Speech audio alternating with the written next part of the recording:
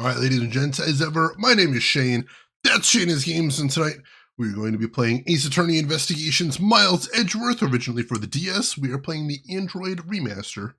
This won't be our first time playing it, so if you want to see how we got to where we are tonight, or check out some of the games we played in the past, be them obscure, unusual, or nostalgic, feel free to check out my YouTube channel. But for tonight, let us go ahead and get into the game, shall we?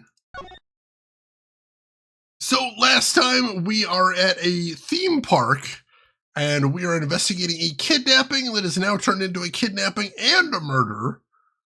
But the problem is Interpol is working on the case, and the guy working on it is a jerk and doesn't want Edgeworth working on the case, so that's a problem.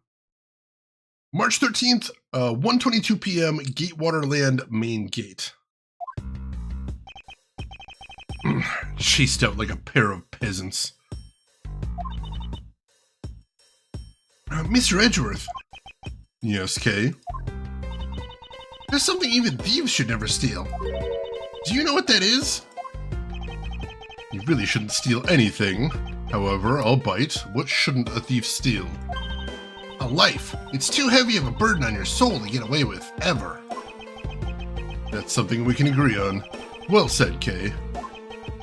No matter what we may try, murder is the one crime that can never truly be hidden. And I intend to prove that by my own hands, when I apprehend the murderer myself. Alright, and I'm gonna work extra hard to be a good assistant. Let's go! Still never said she could be my assistant. I'm just gonna drop the issue. The first thing we should do is locate the real scene of the murder. Mr. Edgeworth! Detective Gumshoe. Mr. Edgeworth, the stadium! Hurry, sir! This is supposed to be hush-hush, but they found a witness at the stadium! A witness? You! What'd I tell you about leaving your assigned post? Ah! The jig is up! Mr. Edgeworth, remember that I'm always rooting for you, so go get him, sir! Those detectives sure look like they're enjoying themselves. It's not all fun and games, Kay. Now then, let's head to the stadium and meet this witness.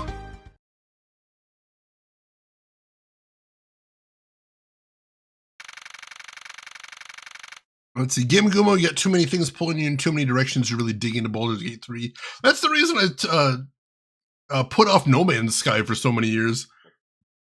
Because I know what a big game it is, and I kept looking at it, I'm like, I don't have time for this. I can't. Let's see, 4M, whom did Edgeworth murder this time? Hopefully he didn't murder anybody, but the butler of the guy who's been kidnapped was found dead. Yes, we do finally have a murder, Game Gumo. 2 crimes for the price of 1.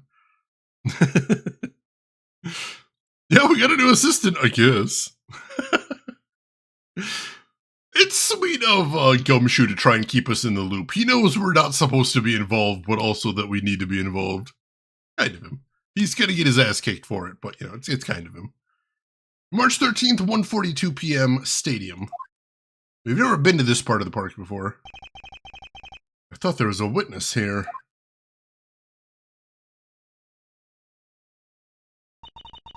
Yeah, I don't see anyone. Mr. Edgeworth. Long time no see. You are Ms. Emma Skye, correct? This girl is the younger sister of my former superior, Lana Skye. 2 years ago, we stood in the same courtroom together as witness and prosecutor. I thought she'd gone to Europe to study forensics. I can't believe you remember me, Mr. Edgeworth.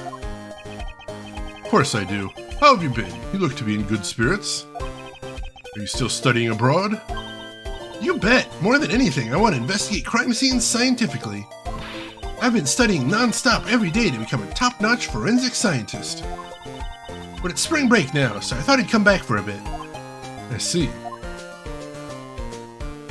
Hi! Yeah, good to see her again. I know she appears later on in the series, but at this point we've only seen her once.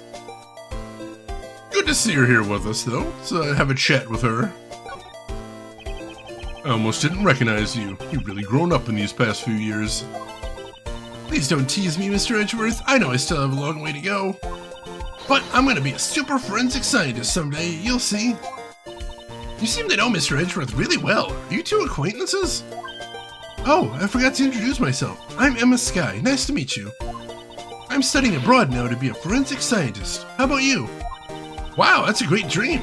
My name's Kay Faraday, and I'm training to become an unstoppable great thief. A great thief? Don't think too hard on it, Emma. It's not worth the trouble. In any case, we have much to catch up on. You bet we do. So, why are you here, Emma? Well, I just happened to decide to come back home for spring break. And then I heard that you'd come back too, so I raced on over here. I had really wanted to welcome you back at the airport, but I had just missed you. How exactly did you know I was here? Through the power of science, naturally. Never underestimate what science can do for you. I use these to track your footprints, and I follow them straight to you. This set is the greatest. It's so wonderfully scientific.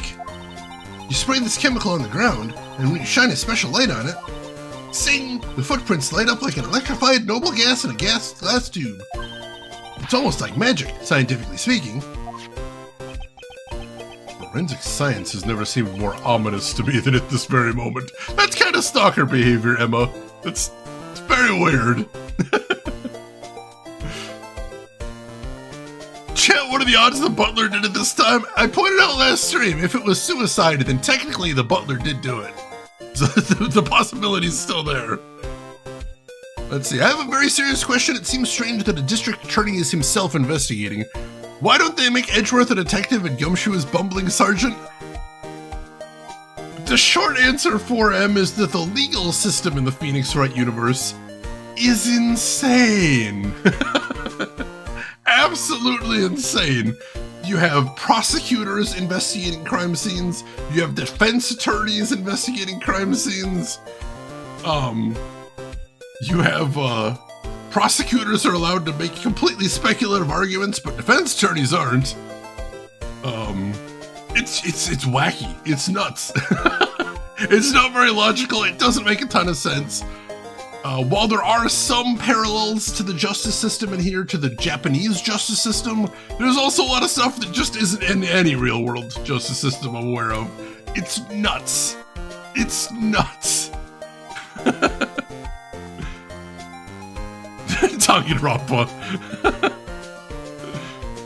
I mean, am I wrong, Emperor? Am I wrong? It's hilariously corrupt. Yeah, there also doesn't seem to be any chain of custody for evidence. Prosecutors just grab stuff off the ground and shove it in their pockets, and then show up at court. They're like, oh, but I found this thing on the ground yesterday.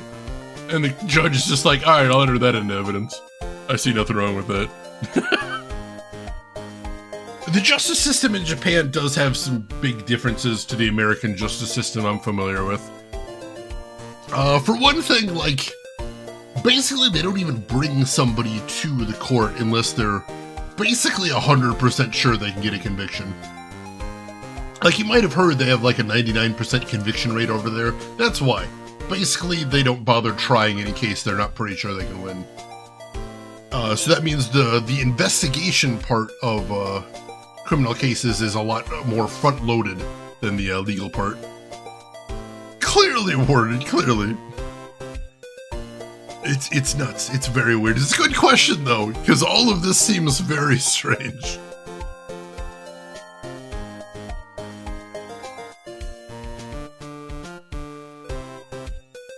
So yeah, under Japanese law, Edgeworth would be allowed and expected to both investigate and prosecute. That's so weird. That is so bizarre to me. I mean, like, Phoenix nosing around crime scenes is weird enough, but at least they usually kick him out. So there's that. Emma, I'd like to ask you about what you witnessed. Huh? What are you talking about? Are you not the witness Detective Gumshoe told us about? Well, I did get a call from Detective Gumshoe earlier. He was practically yelling at me. Mr. Edgeworth needs your scientific doohickeys right now, pal, he said. What was that man thinking? Or rather, not thinking. So let me guess, there's been a murder, right? Yes, unfortunately. There's a sudden glint in her eyes. but I need to keep my mind focused on the witness. Now, where did that person go? Alright, we'll look around, I guess.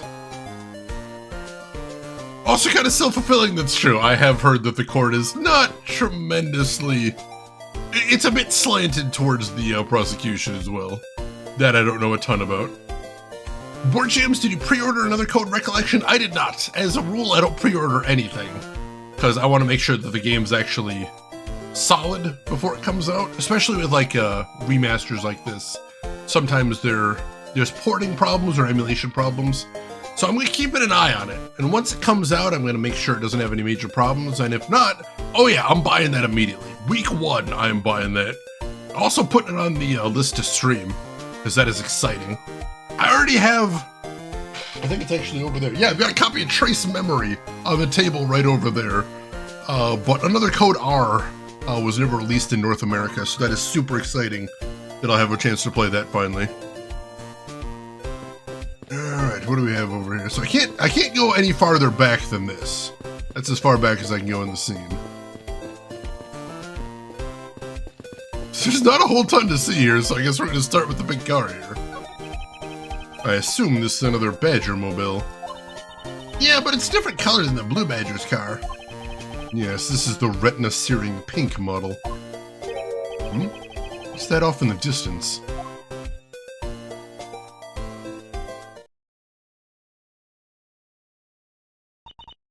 Oh hey, it's the pink Badger! Badger, get!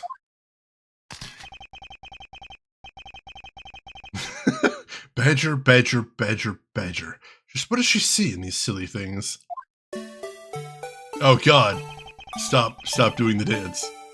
I think this Badger has something to say to you, Mr. Edgeworth. Are you by chance the witness I've been searching for? Why does it have a sash that says tough love? These Badgers scare the shit out of me.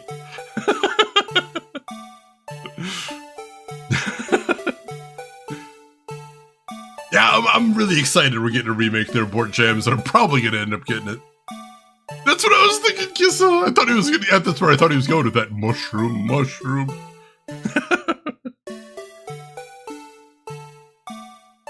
I've heard about that as well, relentlessly. So it's just sort of a different mindset, I think, overall. Badger, get, go on, get, shoo. God, Odin Sphere. I keep trying to play Odin Sphere and I keep getting stuck on the boss battles. It's a hard game. Sorry, but I don't speak Badger dance. He's so angry.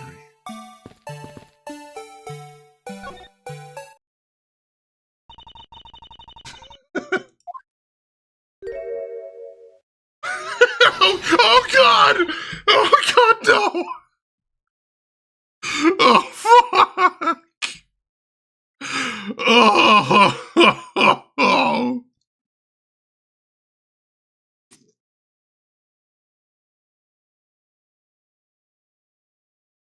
Ladies and gentlemen, may I present Miss Wendy Oldbag, my arch nemesis?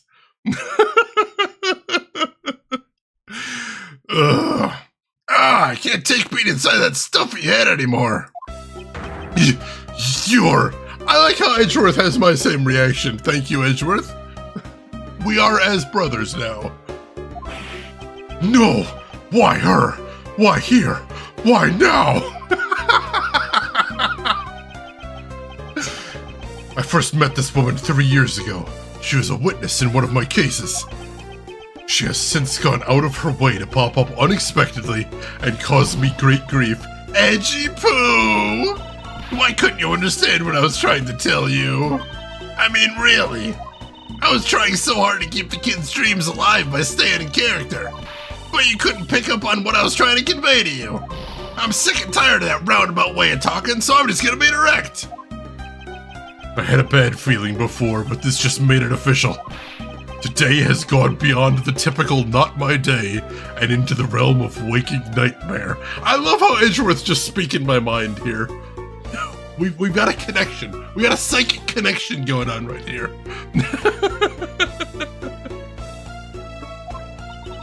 So you're a friend of Mr. Edgeworth too, Ms. Pink Badger? You can say that, but right now, I'm just the pink badger, dearie. She may look the parts, but I know her better than to trust my eyes around this woman. My name is Wendy Oldbag, but you can call me Wendy or Granny or whatever suits your fancy. Nice to meet you, Miss Oldbag. I'm Kay Faraday. Huh, what do I care about a young whippersnapper like you? Yeesh, I was just trying to be polite. So for anybody confused, yeah, as Edgeworth said, Wendy Oldbag has popped up entirely too often in the series before, and every time she has been the bane of everyone's existence by basically being the most hostile and unreliable witness humanly possible. So are we about to get some evidence from her? Yes. Is it going to be trustworthy? No. No, it isn't. No, none of it is. Oh, God.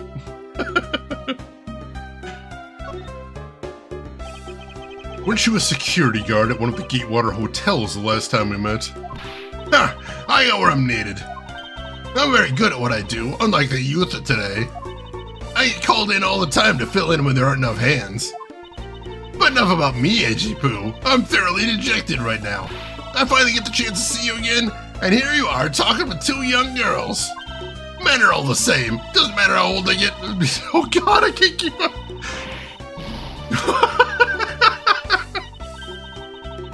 Oh Jesus, I didn't expect it was gonna start going like that. I couldn't keep up. There is a legal definition to hostile witness, but I mean hostile in the fact that she was just being mean to everybody. Exactly, Emperor, exactly. Oh God. Shut up, you old bag! Exactly, Gamer Gumo. Wendy Oldbag has already decided who she wants the murderer to be and will slant her testimony to match. Shenanigans, welcome in. How are you doing today? You seem to attract all sorts of interesting people, Mr. Edgeworth. Kay, please, I'm begging you, by all means, do not provoke her any further. Please, please don't provoke her. Aren't you forgetting about something, Mr. Edgeworth? This person could be the witness. Honestly, I hope she isn't, but I don't think fate is going to be so kind today. I saw what happened. I even saw the exact moment it happened. How's that? So it's true, she is the witness. I don't suppose I can afford to ignore the old bag. Yes, it was just a little while ago. I saw it happen right in front of me. The moment of the murder. You mean to say that you witnessed someone being killed right before your eyes? Sounds like a pretty important piece of testimony to me. Oh, God. Today's not my day. Roxanne, welcome in. It's bad times. Bad times. I came to the stadium to take a short break. As I was resting, I happened to glance over and I saw two men facing each other in that area. Suddenly, there was a loud gunshot, and the person who was shot fell to the ground. It was a very terrifying experience, let me tell you. Looks like we hit the jackpot, huh, Mr. Edgeworth? Yes, I can't afford to ignore what she has to say. Unfortunately. What's that unfortunately tacked onto the end supposed to mean, Edgy Poo? Well, anyway, let's see what we can find out from this little old lady.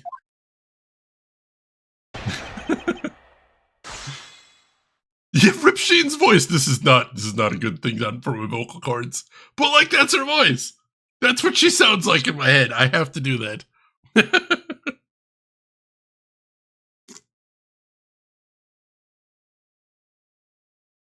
Oh God, friggin' Steve from Code Veronica. Capcom, you cowards, remake Code Veronica and leave Steve exactly the same. Terrible. Emperor, thank you for investing in a Harvester sequel. So they'd have to put Wendy Oldbag in a Harvester sequel, right? I mean, she'd fit right into that town.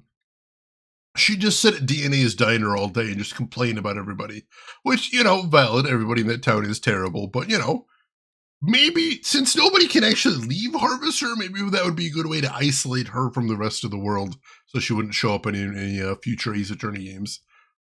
Kissa, thank you for also investing in a Harvester game. Do we need Old Bag and Harvester too? Yes, we must. So yeah, put her in the town. Is she a playable character? No, nobody wants to get inside the mind of Wendy Oldbag. That's terrifying. It's too much for any mere mortal. Instead, she'll be like she'll basically serve the same purpose she did in here, which is she'll be the hint provider for the player, except all of her hints are wildly incorrect. In order to switch weapons, press Alt plus F4.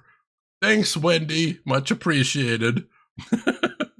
Old Bag final boss, basically. Exactly, Gamaguma. We cannot forget the mistakes of the past. And by mistakes, I mean Steve from Code Veronica. I want them to make a modernized remake, except like Steve still has his old Dreamcast character model, and it still has his old voice acting. Everything else looks like it's out of Resident Evil 7, but Steve, they just import his character model and voices. That's what we're doing, Capcom. Call me, we'll make this happen. I have seen a couple streamers who were fans of the modern Resident Evils, and they're like, I'm going to play through all the old ones. And then they get to Code Veronica, and they're like, what is this? What is happening in this game? It's beautiful. I love it every time it happens. Alright. LTG! You're here just in time for everything to go bad.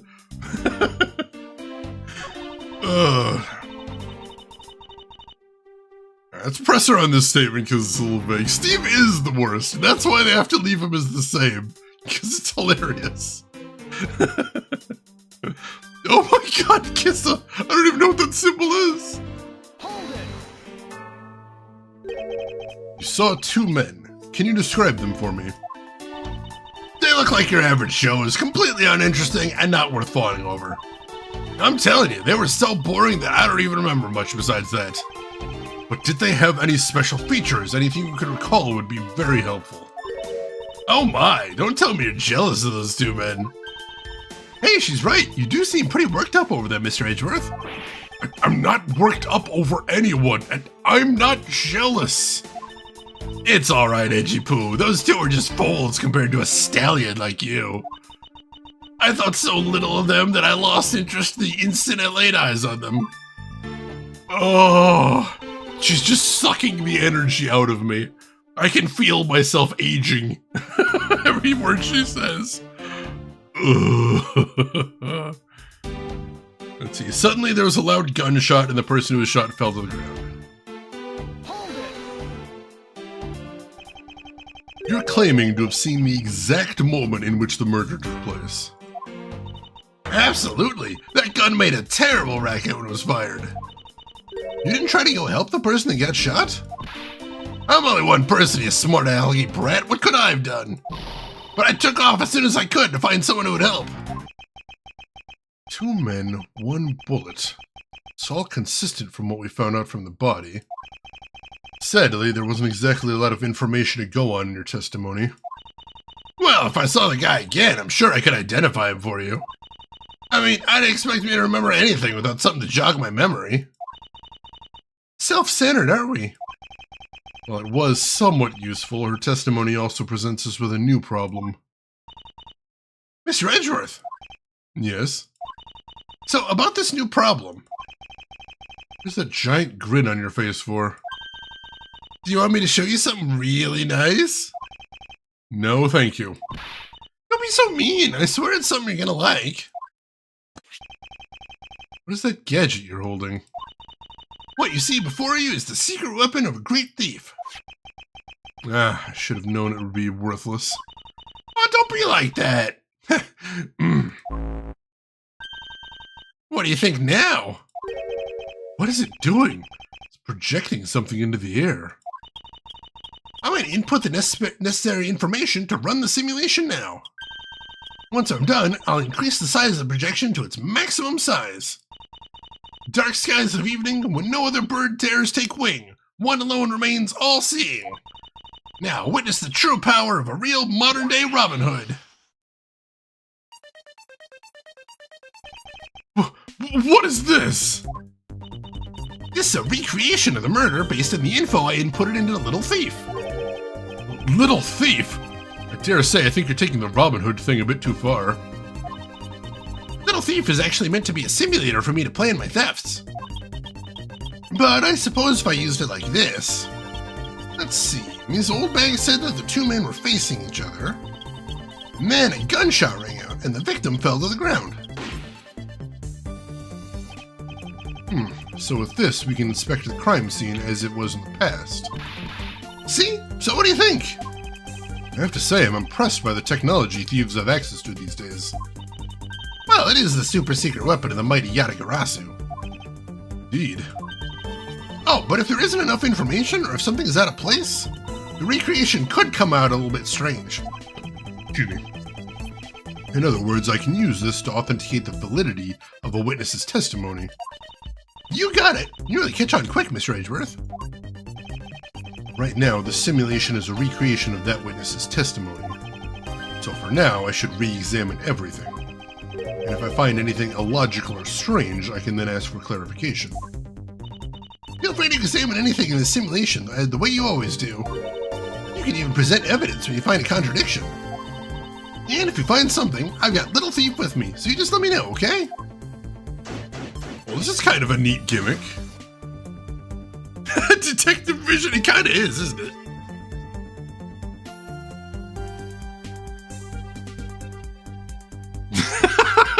Red, that does sound like an excellent way to spend a weekend. Yep, this tune in the background is pretty awesome, but where is the magical girl transformation? This was Cyberpunk before Cyberpunk. The innovator right here in the industry. Alright. So... I have a feeling I know what the problem's going to be already. According to the testimony, the victim fell to the ground here. That's right, but if that's the case, then we've already found our first contradiction. Huh? What? Where? If this is the real scene of the crime, there's something missing that should be here.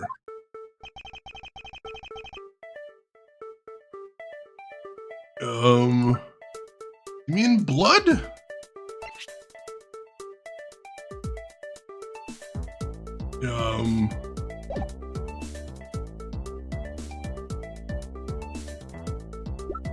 Does he mean tire tracks? Because there should be both. I'm gonna try presenting this. This is the contradiction. Huh? Something wrong with my recreation? If this is the real scene of the crime, something specific should be here. Think back, how did we deduce that the other crime scene was not the real one? Oh, I get what's missing now. There's no blood on the ground here either, right? Right. The fact that there is no blood here casts doubt on the witness's testimony. Edgy Poo, how can you tell me like that? Are you calling me a liar? I know what I saw, and I saw the victim get shot down. You know, I don't think she's lying, Mr. Edgeworth. Honest, I can't think of a reason why she would lie to me. In that case, maybe there's another explanation for the distinct lack of blood. Interesting. Oh, we got some crunch there? Thank you for letting me know. Give that a second. Edgeworth wants blood. Edgeworth demands blood.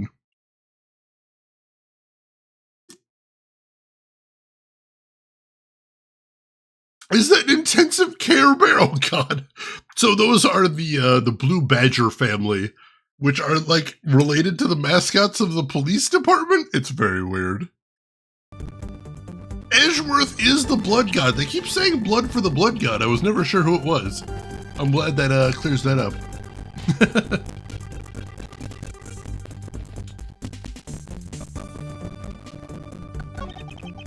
It's the silhouette of the killer with a gun at the ready. Oh, crunch not quite over yet. Alright, thank you. I'll give it another second and then thank you for letting me know. The Care Bear stare will be used in the final case. That was a weird time. The Care Bears was a weird show. I watched a lot of that show back in the day, but it was a weird show. Also, I had like the Care Bears movies like on loop when I was a kid. They were hella decent. Let's see, Argilla 3D Art, welcome in. How was your stream? What were you doing today? And how does everything go? For anybody from your stream that doesn't know me, my name is Shane. That's Shane's Games. I play the obscure, the unusual, and the nostalgic. And today we are playing A Sturdy Investigations Miles Edgeworth. Argilla, I apologize for Nightbot being a spoil sport. But yeah, welcome in. How was your stream? What were you doing today? I would love to hear. And Some Bunny Dream, welcome in as well. It's Theo Bear. Hope you're doing well. How are you doing today? Nightbot hates fun. Nightbot hates it so much. More like Nightbot. Oh, got him. So for anybody that hasn't seen this game before, this is a spin-off of the Phoenix Wright series. We are playing Phoenix's rival, a prosecutor who is trying to solve a murder case right now. No fun allowed. I'm hammering that sign in right there. Oh, no worries, Argilla. What were you up to on stream today? I'd love to hear. Tell me everything, and thank you for bringing your community by. Kay, is it not possible to recreate the face of the killer? Well, I can't exactly input what we don't know into Little Thief. He has a point. Now I'm fairly convinced the victim was killed here, but then why is there no blood? There must be some explanation for this contradiction. Perhaps I should go over all the information I've gathered one more time. Let's see, it was really fun when we were playing Front Mission and beat it after 100 hours! Holy crap! That game must be a beast. I've played some Front Mission. I didn't know there was that much content in there. Congratulations on beating it then. That is fantastic. And EP, thank you so much for the gift sub to Argilla 3D Art. Gift sub number 21 in the channel. I appreciate the heck out of that. EP, thank you very much for that. Let's see, Argilla, I played this game, same game, the Android version. Yeah, that's what we're playing right now is the Android version. I have the DS version right here, but we're actually playing the Android version right now. So yeah, the Android versions are really clean. Like, I like the remasters that they're coming out with right now. Like, we played the Switch version of the original trilogy, and we're probably playing the Switch version of the second trilogy once that comes out later this year. But yeah, the Android versions work just as well. Let's see, Mail Kill, for the life of me, I can't think of a single other franchise beside Care Bears that was based on light greeting cards. It's weird times, right? Weird times. Alright, do I have any logic to apply here? No, not really. Look over here. Got an idea. Looks like they broke the stage down. The stage I saw this morning in the center of the stadium has been packed away. Alright, so things have changed since this morning. Guess that means they're done for the day. Or maybe it's because a different show is scheduled to start its run tomorrow. You don't have to worry about being weird when you have friends in Care-a-Lot or on Twitch.com. That's true, Shannon. You speak the truth there. Oh, the game audio is still off. Shit, sorry. Yeah, we turned off the game audio for a little bit because we were having the crunch. I totally forgot to turn it back on. Thank you, Warden. I appreciate that. Alright, what else have we got over here? Alright, that's just the same thing there. Alright, so all that looks like it says the same thing. Can't look at the car again, it doesn't appear. Can we talk to Emma again? This is amazing! Just feel the power of science! I've never played the game before. Well, I'm working my way through the whole Phoenix Wright series, but so far I'm really loving it. It's good times. What is this? Some sort of new attraction? She doesn't have anything to say either. Alright, I think it's time to use some logic then. So why is there no blood? Possibly because there's been a lot of construction work in here recently. Nope. That isn't it.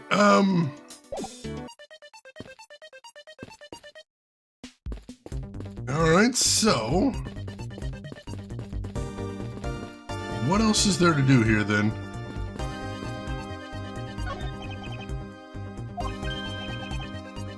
Let's see.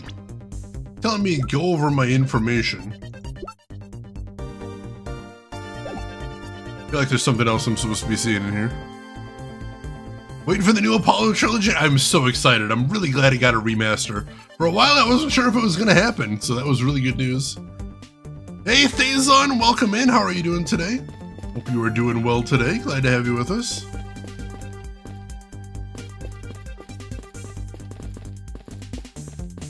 I don't see anything else to see in the area.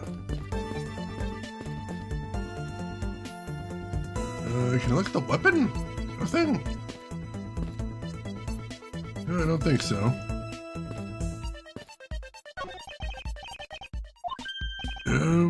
Alright, so yeah, I've inspected everything here as far as I can tell.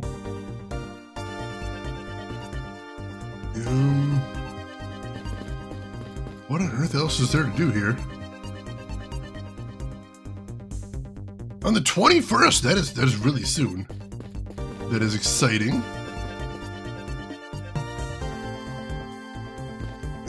Let's hit the partner button. See if she's got anything new to say here. So, you believe that this gadget will provide us with the proof we need? Yeah, of course. Pretty neat, huh? By inputting info like this, it can recreate the crime scene exactly as it was. Although, Little Thief was originally intended to be a training sim for heists. Training sim for thievery. I don't believe I can turn a deaf ear to that, Kay. Ah, it's for practice! Practice! It's not like I've actually stolen anything yet. Besides, we're in the middle of an investigation, so stop nitpicking. Even if it is just practice, I can't exactly endorse the act of stealing. Although admittedly, this device is rather useful in an investigation. Oh, so there is a little bit more here. I gotta blow my nose real quick, folks. Don't go anywhere. I'll be right back.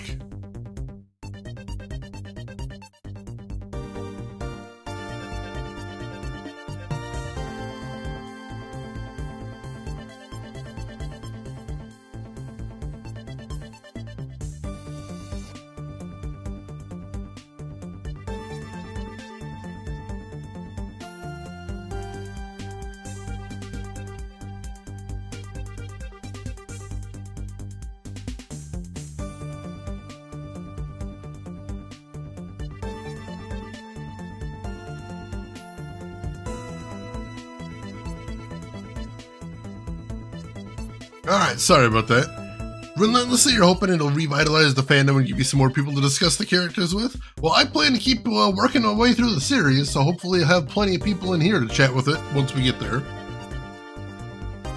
Alright. So, how am I supposed to use this to aid my investigation?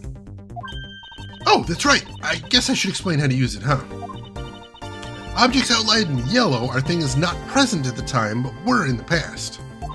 Things outlined in a dotted line are things that exist now, but didn't in the past. Let's see. You can examine and interact with replicated people and objects as you normally do. You can even present evidence whenever you find an inconsistency. Oh, and be sure to point out mistakes in the recreation with evidence, too. Very well, let's continue with the investigation. If it's something you don't get about Little Thief, feel free to ask anytime, okay?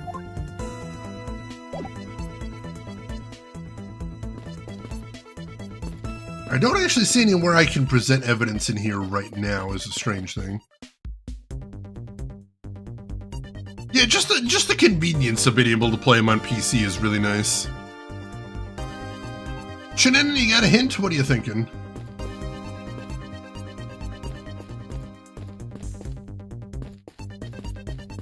Present your attorney's badge. I mean, we have a, we do have a prosecutor's badge, so there is that. So we can investigate the shooter here. And he doesn't really say anything about them. And we can investigate the body. But he just says to go over the information we already have. Which I don't know if that means that I should be using logic here.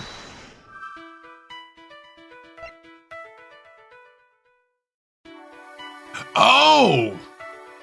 Alright, I think I see what the problem is here. Let's see.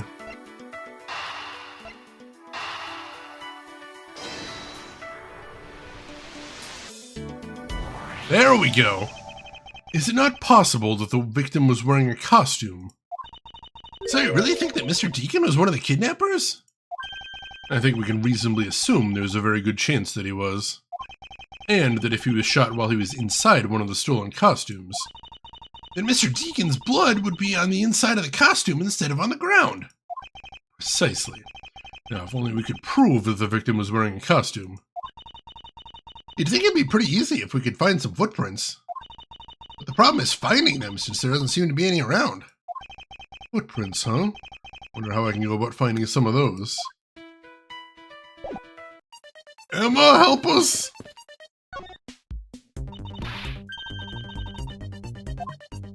Here we go. But blood's supposed to be on the inside. If you find your blood on the outside, see if you can put it back in, where it belongs.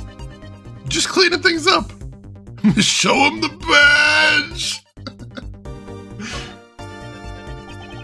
Emma, about that method you were talking about for finding footprints. Ah, finally, my expert knowledge in forensics is needed. Yes, well, can you detect and trace even partial footprints? Leave it to me. My cutting-edge detection kit can find anything.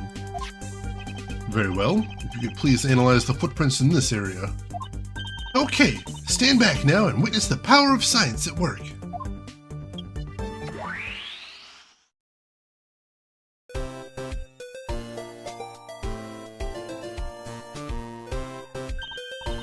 Hey, I found something. Look, right there.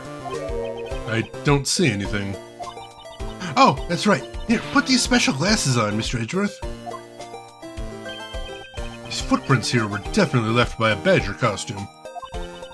Judging by the way the prints are layered, these seem to be the newest. Then we can conclude that the victim was definitely wearing a costume at the time. Alright, that's handy. Look, Shane, look with your special eyes. My brand! If you repeatedly present the badge to a badger, does that mean you're a badger badgering the badger with a badge? Yes. 1.21 gigawatts! These on, oh my god! Okay, I'll update Little Thief's simulation parameters. I can't wait to see what we find out from the new info.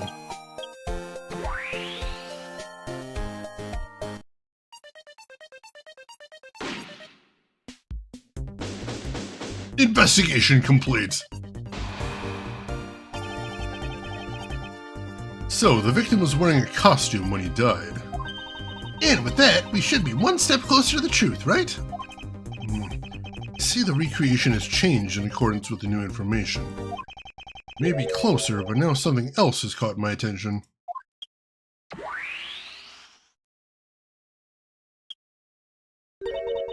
What do you want? Your testimony, naturally. I'd like to hear it one more time, if you please. Oh, here we go again. Doc Belvin, good morning. How are you doing today? Hope you're doing well. So we do need stinking badgers. It would appear so. Does that make Phoenix the suspect? I don't know where Phoenix is during this game.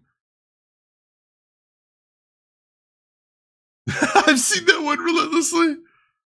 Yeah, unfortunately, Doc Belvin, we found Wendy Oldbag. Why? Because there's always a Wendy Oldbag. There's always a Wendy Oldbag. I came to the stadium to take a short break. As I was resting, I happened to glance over and I saw two men facing each other in that area. Suddenly, there was a loud gunshot, and the person who was shot fell to the ground. It was a very terrifying experience, let me tell you. That's the exact same testimony as before. So, does this mean that Miss Oldbag's testimony has a contradiction in it? Yes, and I believe our best course of action is to compare it with your recreation. See, I just knew Little Thief would be of help. Now, let's see if we can pull more info from Ms. Oldbag to put into the recreation. For that, we must first find the contradiction in her testimony.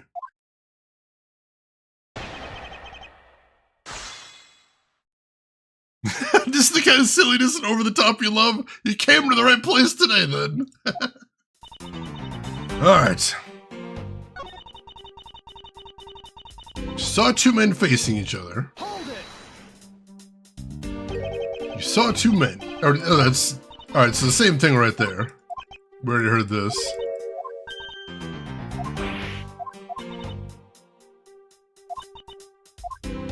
Alright, do I have more things I can present now? I have one new thing I can present.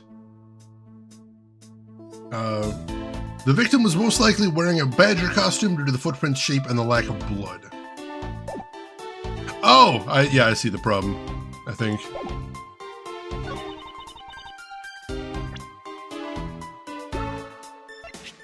Objection. Wendy! Two men. How did you know the gender of the two people involved? Seeing as how the victim was wearing a costume at the time. Ah! Furthermore, I have another matter I'd like to inquire about. I'd very much like to know why you failed to mention the costume in your testimony. Ah! I'm beginning to doubt if you really witnessed the murder at all. But I'm telling you, I really did see it. I saw it with my very own eyes. From a seat in the second tier. Second tier? Hey, didn't you say you saw it right in front of you earlier? That was, you know, I was using the phrase in the metaphorical sense. Sarah Witness still has a screw loose in the metaphorical sense. The cushy seats in the second tier are reserved for hotshot VIPs, which is exactly why I go there now and again to take a nap. I can't see how you could have gotten a good look from there. It's so high up. Were you able to see even the victim's costume from way up there?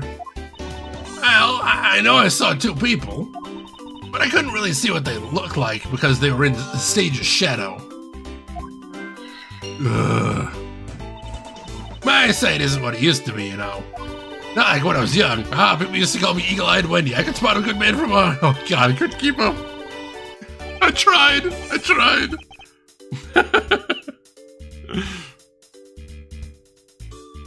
Let's see, Forum, I'm not one for visual novels in general, but these cases are absolutely hilarious. I'm very picky when it comes to pure visual novels, but these, like, visual novel adventure game hybrids I love. I can't get enough of them.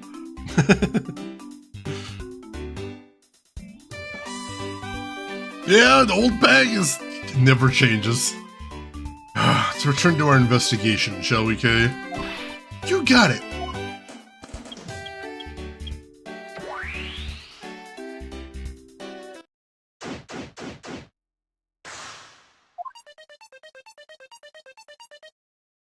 Alright. Well, let's continue investigating, I guess. This new silhouette of the victim is in a costume. The silhouette can change depending on the information I input. But Little Thief can recreate more than just people.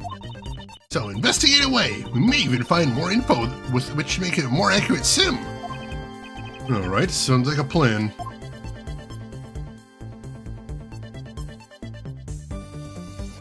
Hey Luna, welcome in. How are you doing today, Luna? Hope you are having a good weekend.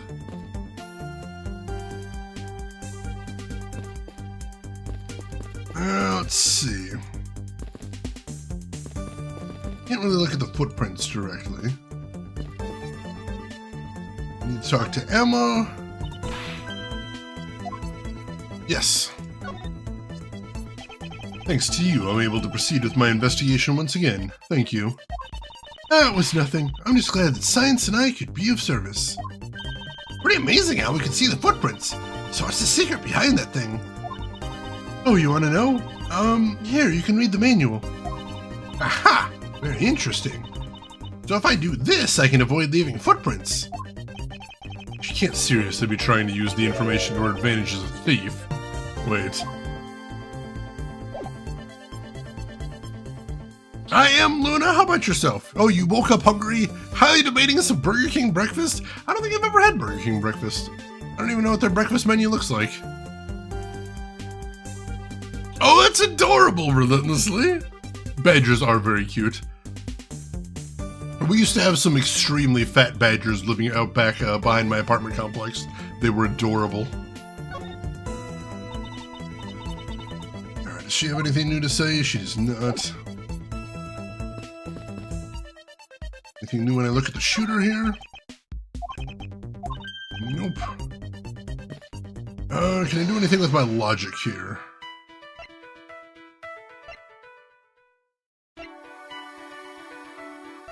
Oh, hang on. This might be something. Yep. If that woman's testimony is to be believed, the murder occurred before the stage was broken down. You want me to input that bit of info into Little Thief? Yes, if you please. Okay!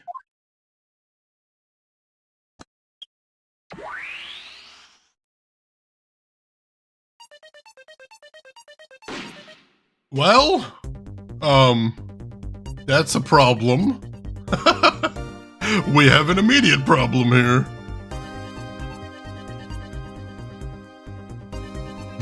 Jeanette, that's adorable, oh my god. There are some horrifying badgers, true, but a lot of them are very cute. There is clearly a contradiction here. Please stop stealing my lines. Oh, come on, it wasn't that hard to see it coming, even for a layman like me. I suppose. In any case, it's not possible for the killer to have stood here in that way, as there was a very real stage set up in this spot at that time. Yeesh, I told you I got it. Do you feel the need to explain everything? Yes, well, in any case, we still need to resolve this unusual situation. Isn't it obvious? The killer was on top of the stage, naturally. Right, Miss Oldbag? Yes, I remember now. The killer was standing on top of the stage. See? Now let me update the info in the simulation.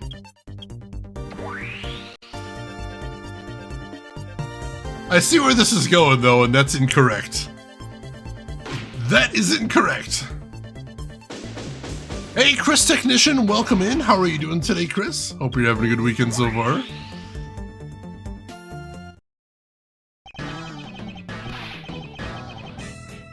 Well, well, well, what have you got here? A bunch of hooligans running amok, I see.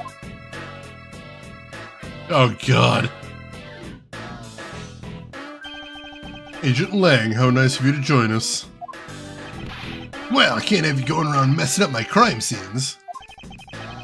Agent Lang, we've discovered that the real scene of the murder is here, the stadium. I see. Thanks. For what? I'm just trying to show you my appreciation for all the time you saved me. Who knew that such a strange little toy could recreate a crime scene like that? Little Thief is not a toy. You two. Sir!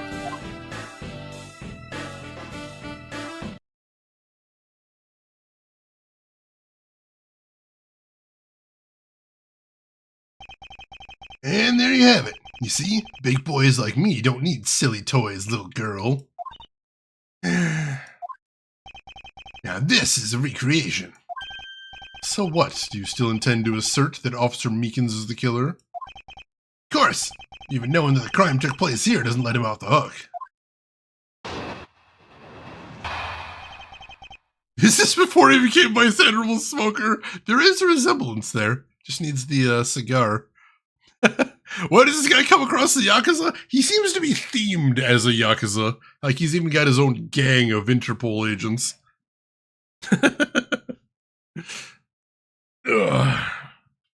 I mean, honestly, I don't feel like we should be working that hard to get Meekins off the hook. He is kind of the worst. What's the dinner report? Oh man, I had pan-seared salmon and air fryer potato wedges, which I've been having weekly because I'm kind of obsessed with. They're so good. Oh my god.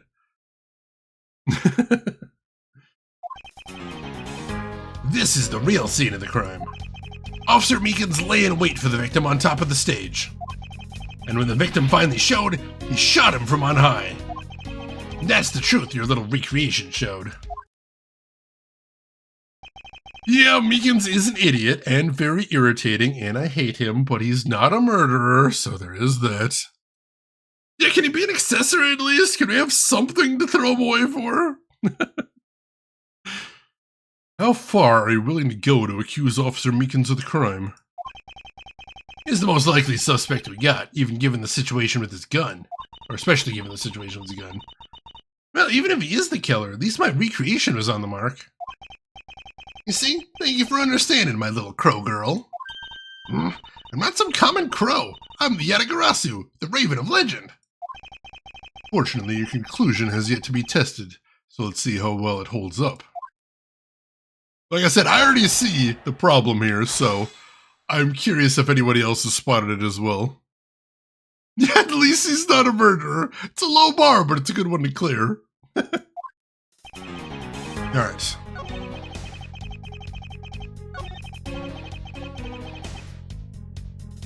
Hold it!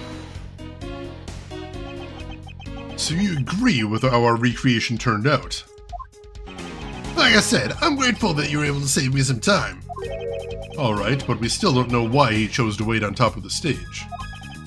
Who cares? Maybe he wanted to become the Blue Badger. Who's to say he didn't see the stage and decided to put on a Badger stage show of his own? Maybe there's a completely different reason. What does it matter? It still doesn't change the fact that Officer Meekins stood up on the stage and shot the victim on the ground below.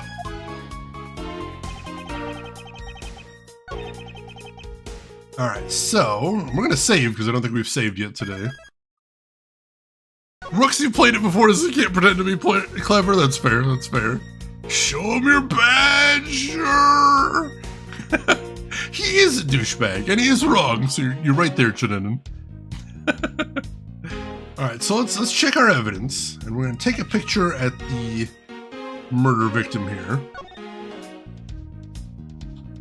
Let's see, the entry point of the bullet was the lower right abdomen, and the exit point was the right shoulder. And I think we're going to want to present that here. Objection!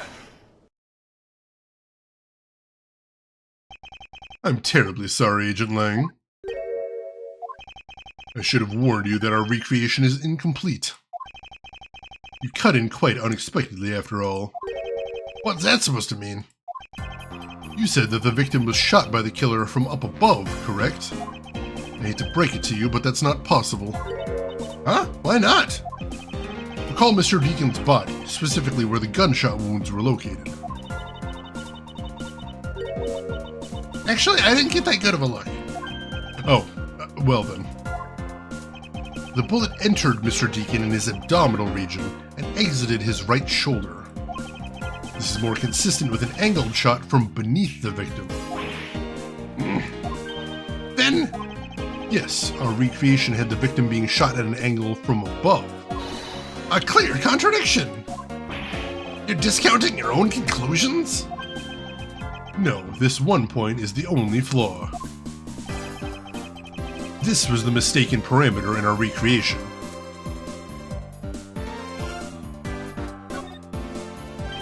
Yes, the locations of the killer and the victim were wrong. Ah, I get it. I see what you're trying to say. I believe the killer and the victim were standing opposite to what we initially thought. It was the victim who was on top of the stage as he was being shot by the killer.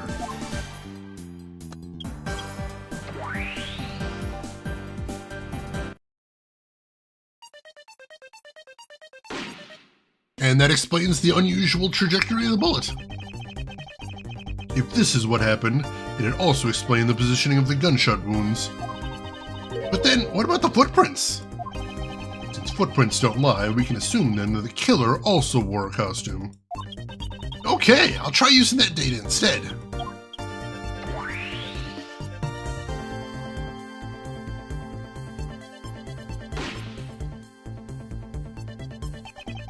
Judging by the fact that both the killer and the victim were wearing costumes, I'd say it was a killing between the two kidnappers. That would be the most natural conclusion. Wouldn't you agree, Agent Lang?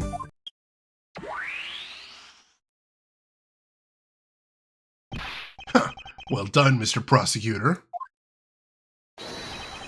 But that alone doesn't clear Officer Meekins of the crime.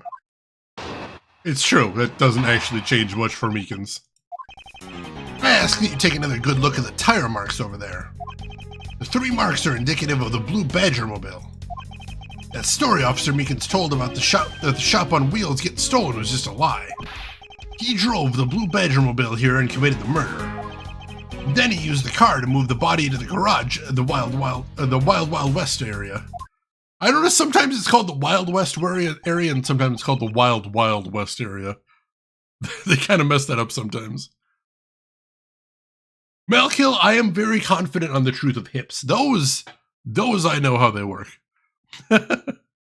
Also, I'm really glad that Old Bag hasn't spoken in a little while. That's lovely. The Wild Wild West. The www area. Now we're getting into megaman.exe. You believe he moved the body with the car. That's alright. It was Officer Meekins himself who pointed us to the way he did it. Retired tread marks are very telling, however. Is the Blue Badger mobile the only thing capable of creating such a pattern?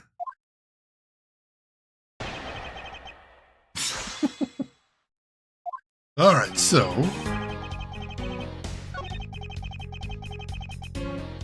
let's press him on this. Hold it. 3 tire marks. I have to agree that the Blue Badger mobile has 3 tires. Of course! The only thing in this park that can make those marks is the roving shop. Objection. Are you forgetting that there are, in fact, 3 of them? You can't simply ignore the pink and the Proto-Badger mobiles, Agent Lang. Knuckle back. Of course, I didn't say it couldn't be either of the other 2. But I see no reason to drag them into this just to complicate things.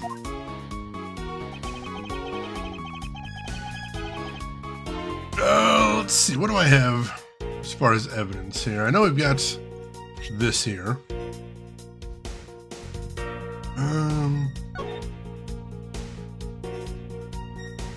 Alright, so we got that picture there. We might need that.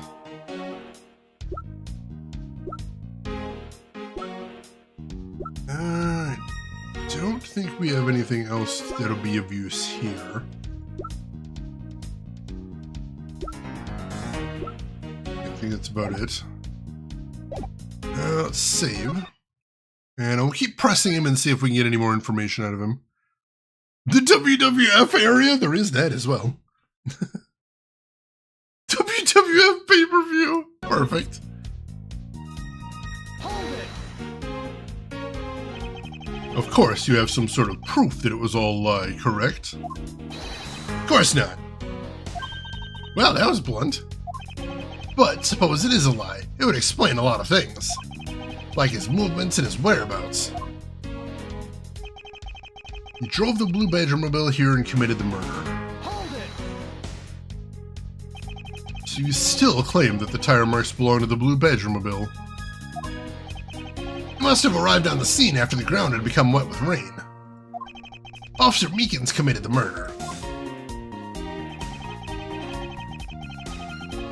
Then he used the car to move the body to the garage. Hold it. Besides the Blue Badger mobile, there are other ways the body could have been moved. Knuckle back. Recall what the Wild Wild West area looked like. Only the Blue Badger mobile and Mr. Deacon's body were in the garage. I'd say that's proof. Suppose if one were to look at that place, that would be the only logical conclusion. However, my experience tells me that the truth is usually not so easily found. Is there some sort of problem with Agent Lang's statement with regard to that scene? There is! Looks like the only thing that Kara was selling was death, not dreams. Only if what Agent Lang believes turns out to be true. 3 tired tread marks are very telling, however. Is the Blue Badger mobile the only thing capable of creating such a pattern? Alright, so... let's try presenting something here. I think that's the only thing we have to present, unfortunately. But I know what the problem is here. We just got to see if we can point it out. Objection. I think we got it. Sorry, Agent Lang, but that's an impossible tale. And why is that? These tire marks could not have been left by Officer Meekin's Blue Badgermobile. One look at the car would have told you so. What proves that the Blue Badgermobile had not been at the crime scene? Easy. Take that! Take a good look at the tires. There's not a single dollop of mud to be found on it. This car had come to the backstage area and left those tire tracks. And the lack of mud on those tires stands out as very peculiar indeed. Then how do you explain the tire tracks, genius? Hey, I've got it. What about Miss Oldbag's pink Badgermobile? Don't be ridiculous. I was sleeping the entire time in the second-tier seats. Indeed, I believe we can rule her out as someone related to the crime. However, there is yet one more roving store, as I recall. Oh, you mean the Proto-Badger? That's right, there was one more parking space inside that garage. And it proves the existence of a Proto-Badgermobile. Agent Lang, I suggest you find this Proto-Badgermobile post-haste. There must still be some sort of incriminating evidence in it.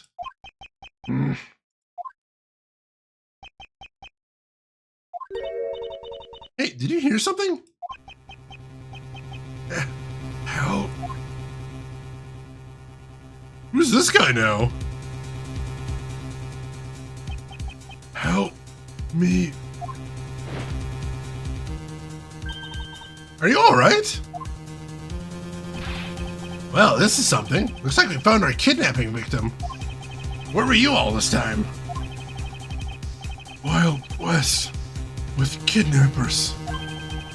He was in the room next to the one I was held in? Ran away using underground. Got lost. The kidnappers.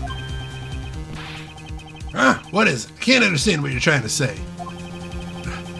Kidnappers escaped wearing costumes. Did you see the faces of your kidnappers? No, I didn't see their faces. But two. One was a woman. Woman? Quite an important piece of testimony. Hey, what are you guys doing? Stop standing around and get your cops on this already. I'll even let you guys have what this kid said just now. Consider it a gift. Now, are you gonna get out of my crime scene, or am I gonna have to get rough? Again? You're nothing but a big bully. Come on, Mr. Edgeworth, let's go. Ah, no, not you. You're a very important witness for my case. I'm not about to let you get away that easy. Don't count on me to testify because I won't, not for you. That's right, I won't either. You hear me, you young whippersnapper? Hey, calm down. There's no need for all this hostility. I just want to take a statement from each of you. I'm not gonna rough either of you up. I give you my word. Come now, fair maidens, what do you say? Will you cooperate? Fair maidens? My, you little rascal. You sure know the way into a woman's heart. Lang Zi says, the passage of time is but a fleeting moment, and a lady is young forever. Try and outdo my edgy poo with your fancy schmancy sayings. Let's get this over with. So we're clear, I'm only interested in giving you my statement. Sure, just as soon as Mr. Prosecutor leaves us be. Mr. Edgeworth.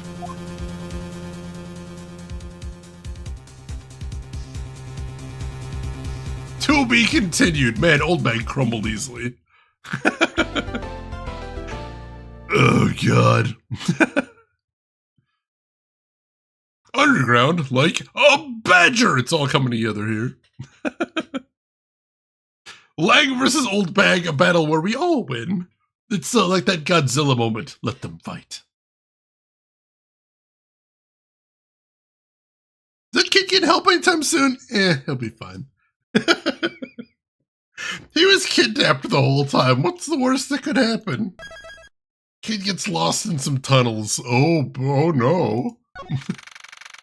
March 13th, 2:34 p.m., Wild Wild West area.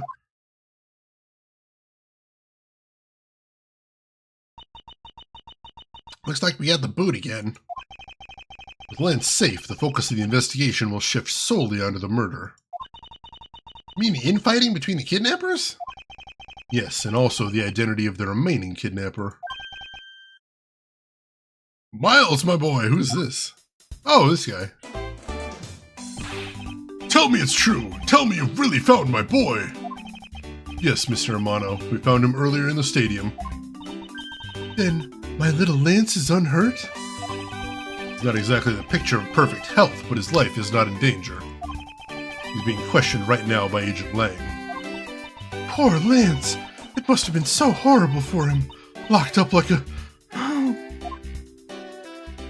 Alright, let's question these two before we go anywhere. Yeah, I'll fix them up in the intermission. Off screen. I believe that's money, but honestly, I'd like to imagine he's just walking around with 2 fistfuls of bacon. What's up with the earlobes? I think that's supposed to be some sort of indicator of what country he's from, maybe? But that is a weird character trait there. Yeah, she has the world's biggest ring pop. What the hell? Miles, my boy, I can't thank you enough.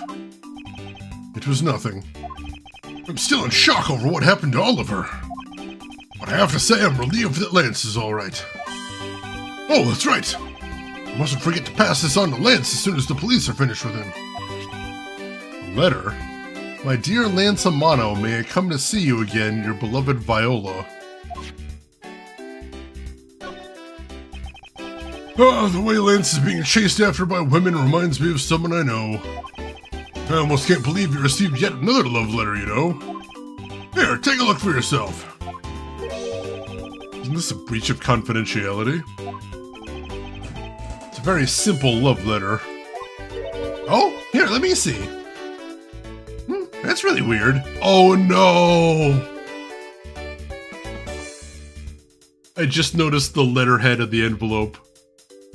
Oh no! Oh no! Didn't click for me at first, but now... Oh dear God. That's another character we've seen before. Oh no! It's from a loan company, Tender Lender. Looks more like a collection bill to me. Oh God. Please, let's not run into Viola. She's fucking terrifying. I assume she's the killer or has done something nefarious. Don't drink the coffee! The letter is made out of spiders, gently pressed into paper form. He loves me not.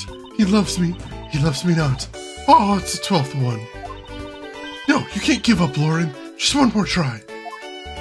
Excuse me, but I can't help but feel a bit sorry for all the flowers you've gone through. I suppose, if they were me, then blush. I believe you said that you were Lance's girlfriend when we first met, correct? Yes, I am, but... Oh, it's not like we both think of each other as lovers. But he did give me this ring, so I guess we're not just friends either. I mean, because this isn't just any ordinary ring. It tastes so sweet when you lick it. Oh, it's so wonderful. You mean to tell me that he gave you a lollipop ring? So which is it? Have you guys not decided if you're going out or is it just one-sided? Decided? Shouldn't the parties involved naturally just know? My father used to work for Mr. Amano, and so Lance and I grew up together. I said it out loud. Don't see how that's anything to be embarrassed about. So your father was an employee of the Amano Group. What did he do? I heard his job was to fly around the world. On Pegasus. Pegasus. Oh, Pegasus was the name of the airplane. The airplane belonged to the company. You had me there for a second. But now, it's all changed. My father, he isn't around anymore. Oh, I see. About 10 years ago, he rode in Pegasus off to somewhere and has never returned. Hiding Pegasus to whereabouts unknown. Sounds like the stuff legends are made of. It's been so long, I don't think I'd recognize him if we were to ever meet again. I'm so sorry, Lauren. But I won't give in to sadness. I have to live. Yes, Lauren, live! She's so dramatic! That is worse, Shenanigan. That is worse. Yeah, I'm like, I didn't recognize the name Viola. I'm terrible with names, but then I saw Tender Lender Low and I'm like, oh, I remember that Den of Nightmares. Oh, God.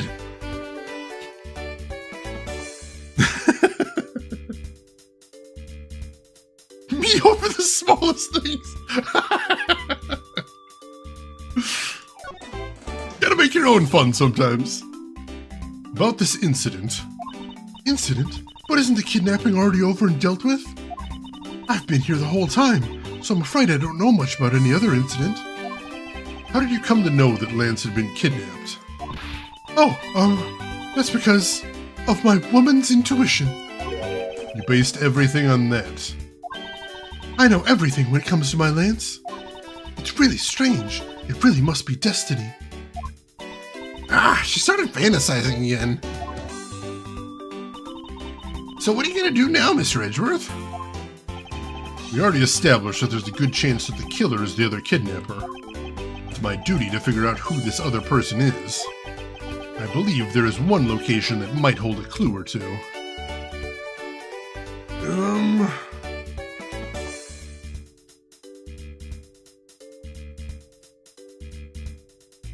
I mean, the kidnapper's hideout. The obvious location is the kidnapper's hideout. But we're still not allowed in, remember? Agent Lang and his men should be done with this area. In that case, there's no harm in asking that officer over there to let us in. May as well try.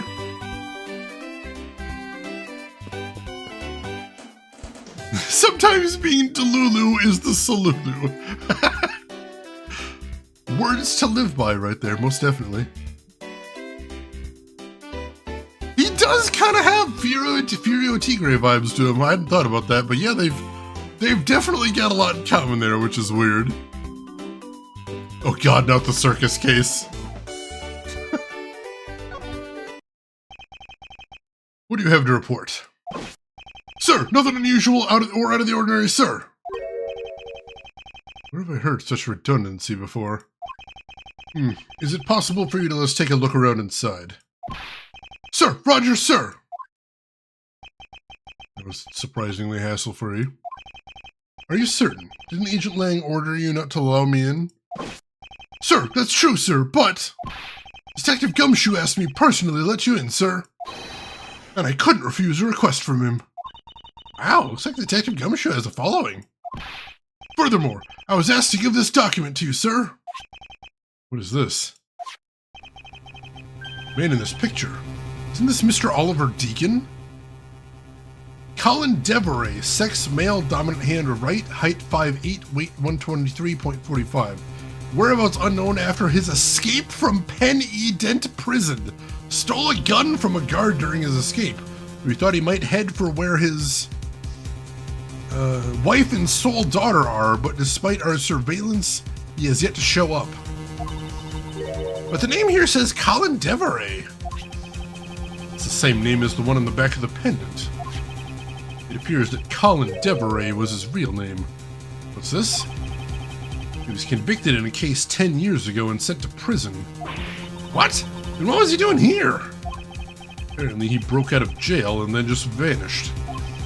He must have become Oliver Deacon to cover up the fact that he was an escaped felon. Well, that's a bit of a twist there.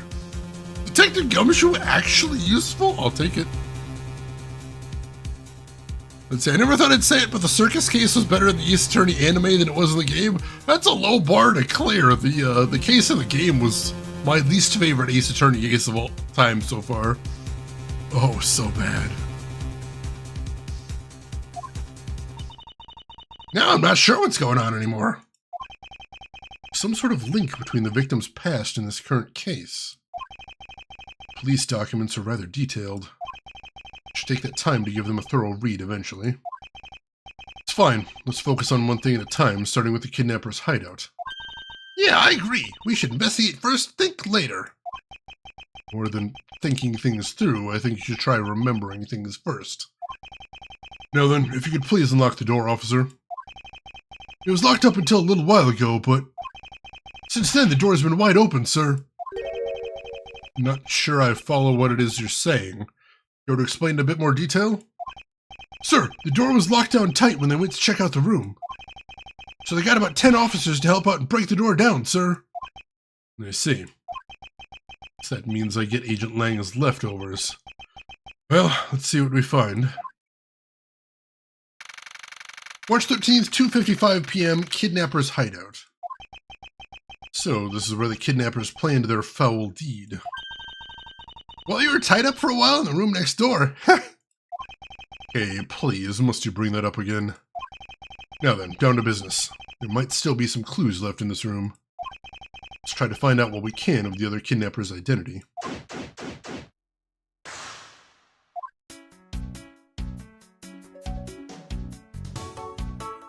Covered loin! That must be it.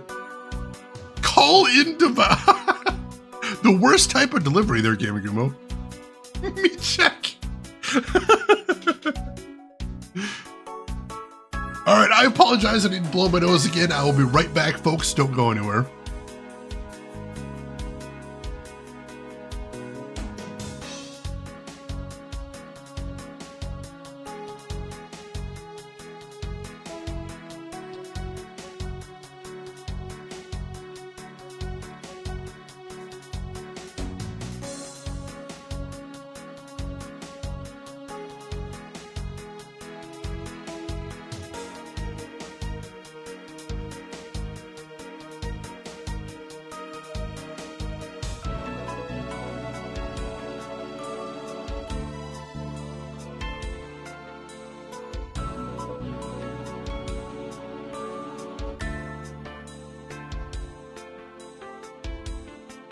Alright, sorry about that, folks. Emperor's succulent flanks, oh god. Cooler Devon works. Maybe that was his motivation. His brother Devon was killed, and so as his twin, the Cooler Devon, he had to set out to avenge him. Alright, we got plenty to look at in here. Let's take a look around and see what we can see. What have we here? Looks like a sword. A broken sword. Strange. Why would it be broken like that? Maybe that's what was holding the door shut? Swords don't usually break on their own. That's true. Alright then, let's think about it in this way. Maybe it broke when someone was trying to use it for or on something. Hypotheticals aren't going to get us anywhere. Perhaps we should think more on this later. That's my guess, though. I'm assuming it was holding the door shut somehow. Ooh, they have barrels like these outside. Yes, and... Well, I know I already asked you when we were out there, but... if these were real, what would you put in them? There's an expected gleam in her eyes that I'm about to dash. I do want to play the Broken Sword series. I've never played it before, but I've got so many other adventure game series going on right now. Do you think the Broken Sword is a video game in-joke? I don't think so, but also these games do like lots of references. So I can't rule it out either. It is sorta broken! You Christensen, welcome in. How are you doing today? This must be where they dispose of old and worn-out costumes. That's so sad! It seems that they throw the costumes away in pieces. Interesting. Another clue to use right there. Beyond this door is where the kidnappers held you after getting the jump on you. Must you keep reminding me? But it's the room where I got to see your awesome no face. Didn't need to remind me of the mortifying moment either. I won't rest until I've inspected every suspicious looking nook and cranny. Oh, this is the most suspicious thing right here. Wonder what this key is to. Yeah, me. Reminds me of the key we found in the other room. That's it! This must be the key for one of those trap doors! It wasn't a trap door. You only call it one because you quite literally jumped into it. Right, but isn't that what you're supposed to do when you see one? I am not having this conversation with you. Enjoying some much-needed weekend? Excellent. Hope it's nice and relaxing for you there. His head, no face? Technically. Poster of Gatewater Land is stuck on the wall. Intrigue, fun, prestige. Gatewater Land has it all, and it's waiting for you. Not especially catchy, is it?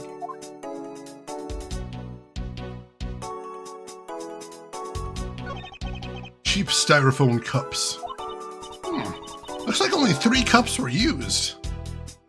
Why 3, though? We thought there was only 2 kidnappers. Although I've got a theory about that, I won't say anything yet. Every door can be a trapdoor if you're stupid. Wise words. Wise words. Oh, it sounds delicious, pork jams. Anything else to see here? Folding chairs, and by the looks of it, they were probably used by the kidnappers. There are 3 chairs set around the table. Interesting.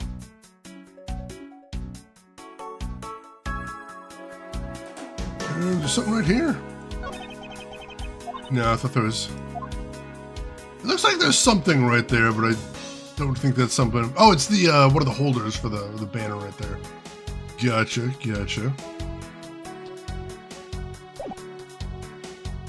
Alright. What else is there to see in here? A sign advertising the photo rally, something I have absolutely no interest in. Yeah, but I do, and I'm gonna get my hands on the rest of the Badger family, you'll see. She definitely brings a decidedly different atmosphere to a criminal investigation. The enemy stand!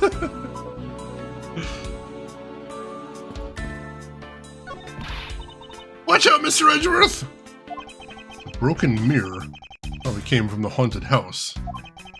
Why is this here? Are you planning to repair it? Broken sword and a broken mirror. The stand user can... I love that meme so much. And yet, somehow the characters in the series never quite pick up on it. Unused folding chairs leaning against the wall in their folded state. Wow, whoever lined these up did it perfectly. They're not even a single hair off. I feel bad using these because it'd be like stealing the perfection away. I suspect it's more like you wouldn't want to be the one to put them away.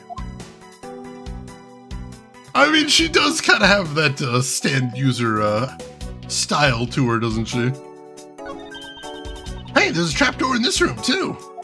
It's not a trapdoor, it's an entrance to an underground passage. What's the difference? I don't actually understand what Edgeworth's argument here is. Isn't it a trapdoor?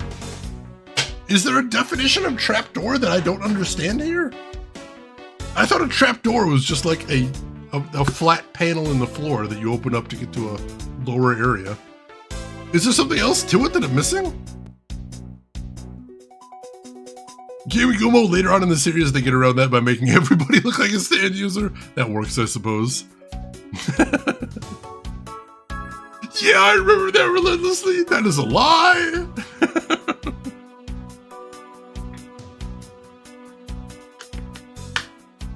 A hinged or sliding door set in a floor or ceiling. That's a trapdoor then. I don't know what Edgeworth's arguing here.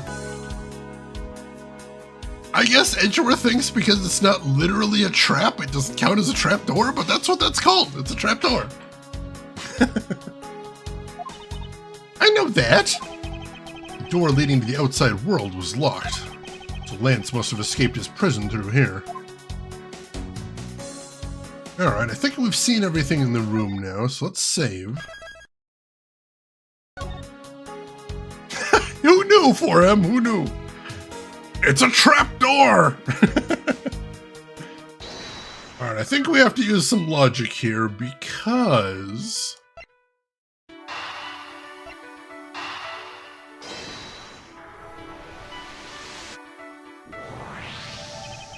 common denominator between the cups and the folding chairs is the number 3.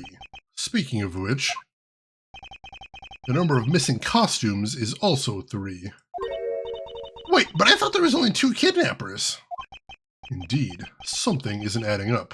Literally. Is it possible there's a 3rd kidnapper that Lance didn't see?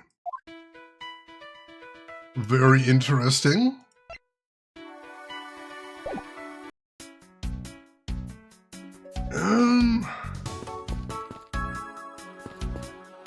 I think we've already seen everything in the room.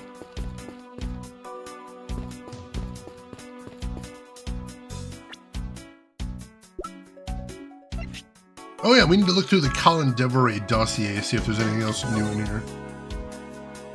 Nope, just what we saw before. Alright. Interesting. There's the love letter. Oh god, I just noticed the stamp! I didn't see the stamp before! Oh god! Why is even the stamp creepy? How did she even do that?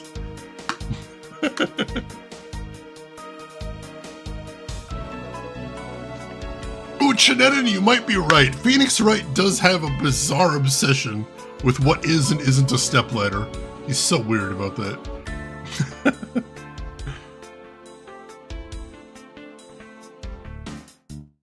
Let's see. In Japanese, there is drop door and literally trap door. Alright, so there is... So they do have different words for that. That's interesting. The longer you stare, the worse it gets! Oh god,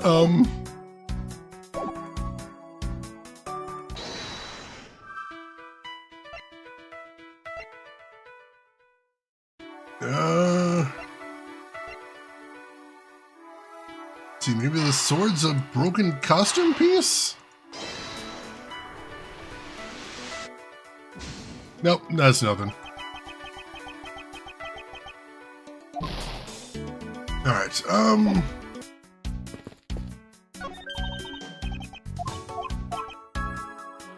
feel like we've looked at everything in here now. This door, oh, we missed the door, I guess. This door is thoroughly broken thanks to the police who forced it open. Oh, alright, so yeah, I missed an entire scene because I didn't look at the door, damn it.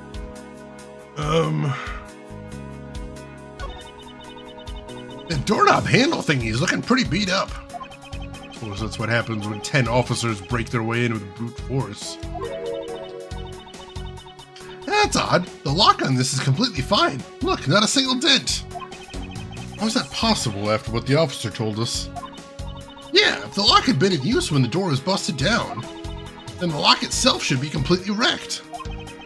So, the lock on the door leading to the outside is undamaged. How can that be? Well, I know how that can be, actually. We'll get to that in just a second. Just the same thing for looking at the broken sword there. I was curious if you'd say anything different. Brute force, best force! Can confirm. It's true relentlessly, although there's a lot of really good articles about the work they put into translating these games, and the different choices they had to make for things, which is really fascinating.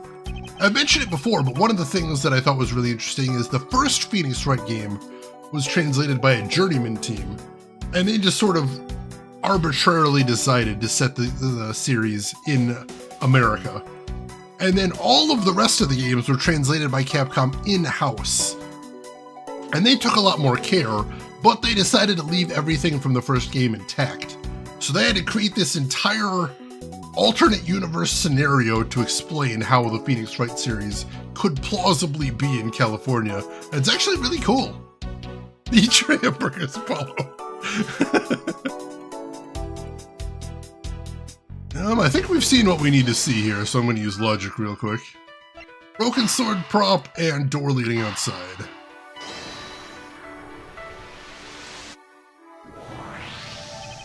It's a bit strange that the police had to force their way into an unlocked room. One look at the pristine door lock and anybody can see that it was not in use at the time.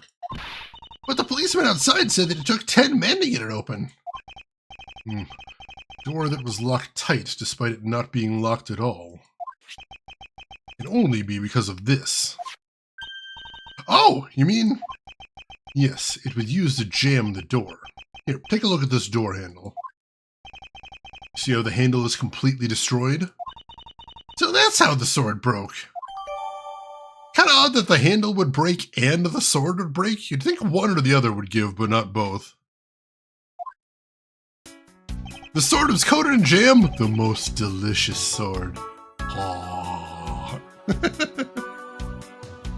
I thought that we might uncover the true identity of the kidnappers. But instead, we've only uncovered more questions that need to be answered.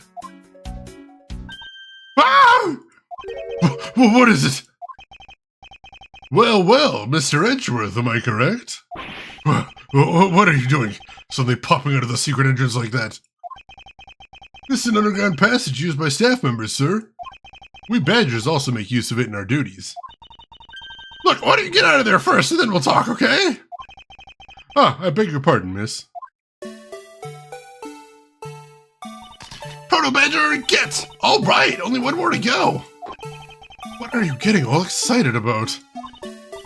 Did you forget? The photo rally, duh! See, look, now all I have to do is get a picture of the Bad Badger, I'm done! Ah, yes, I vaguely recall a contest or something of that sort. Where's he going? What? It's gone! But where did it go? What happened? What's wrong? A Bad Badger costume is missing, sir! Oh, is that all? Well, it's missing because the kidnappers stole it. I heard about how they were stolen, but they said that only 3 of the costumes had been taken. What? Is he saying that more than 3 of them are gone? Mr. Proto-Badger, please tell me a little more about these costumes you use. Oh god. That scared the shit out of me! Oh god! That felt like the start of a throwback horror game right there. My sleep paralysis, Steven. Springtrap is roaming! Oh god! He does have those feels, doesn't it? Literal trapdoor scare. What did you mean by a Bad Badger costume is missing? Why, just what I said, sir. We are 1 Bad Badger short. Counting the spares, we have 2 of each costume on hand at all times. Okay, so because one of them is walking around in the park, the other should be in that room. Actually, both of them should be in that room. Huh? What do you mean? Normally, we don't use the Bad Badger costumes. In fact, we only use them during a certain event at a set time each day. It's the stage show where the Bad Badger wreaks havoc around the park. That's gonna come up later, I assume. And the other Badgers must work together to apprehend him, sir. I'm speechless that such a show exists. Well, sir, I was just trying to explain to you that that's the only time we use that costume. Doesn't that make it near impossible to take a picture of the Bad Badger? Personally, I can't believe that it's this close to showtime and there's no costume. Oh dear, what am I to do, sir? All this basically means is that the kidnappers stole 4 costumes in total. Then are you saying that there are 4 kidnappers? No, I don't think that's very likely. Oh? Recall the costumes for a minute. Stolen ones, you mean? Let's see, what proves that a 4th kidnapper does not exist?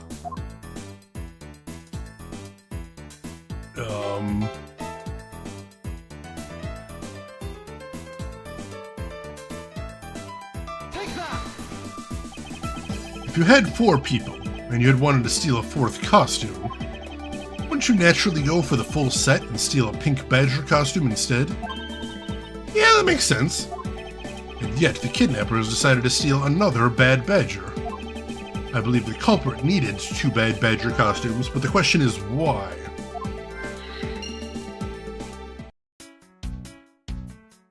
Has anyone eaten a full-course meal before? I don't think I have, actually. I don't think I have. Life Foreign, welcome in. How are you doing today? Hope you're having a good weekend here.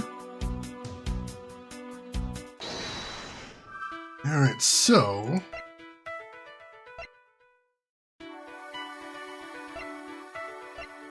the other costume might be in the box there.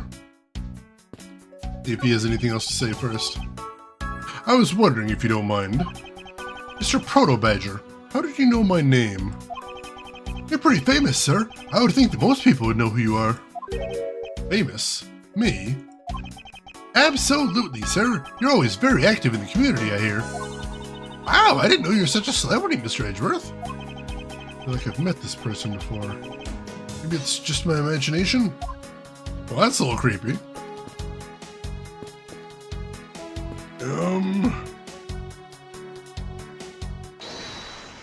Alright, so yeah, let's try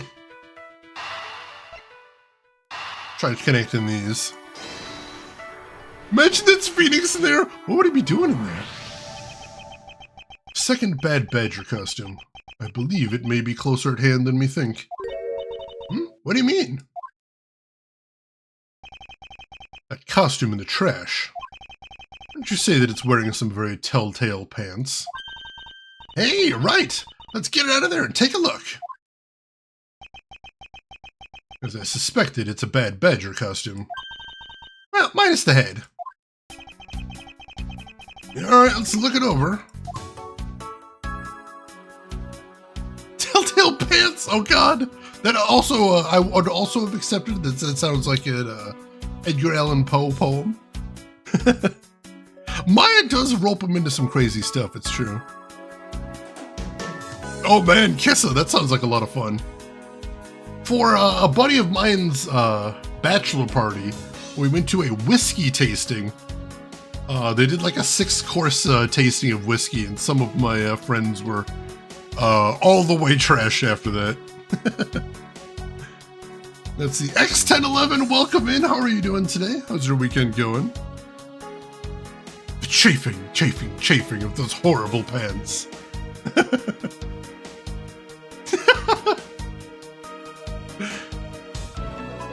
All right. Look, its hand is hurt. Looks more like something was ripped off of it. Oh, I bet I know what that is. Wonder why this Bad Badger costume's right hand is torn up like that. Maybe it's a flesh wound from a fight with the Blue Badger. I always knew the Blue Badger was the one ferocious beast.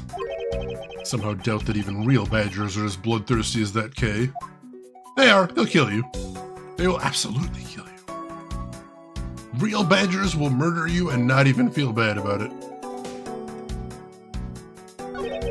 Looks like there's nothing else to see here.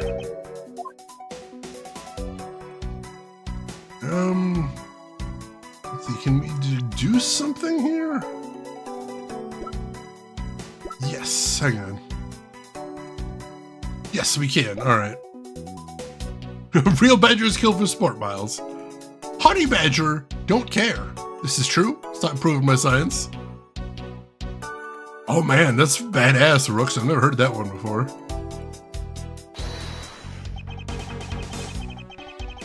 And luckily, we have this pamphlet explaining all the badgers.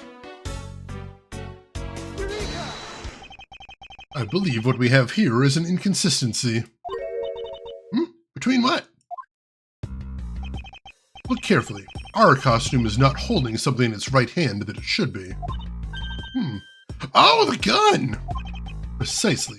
The Bad Badger was designed to always hold a gun in his right hand. However... You there, did you remove the gun from this Bad Badger's right hand? No, I did not, sir. The gun is supposed to be securely attached to the costume. As I thought, the rip itself confirms my hypothesis that the gun was forcibly removed. Gun damn, sir, we're missing the gun!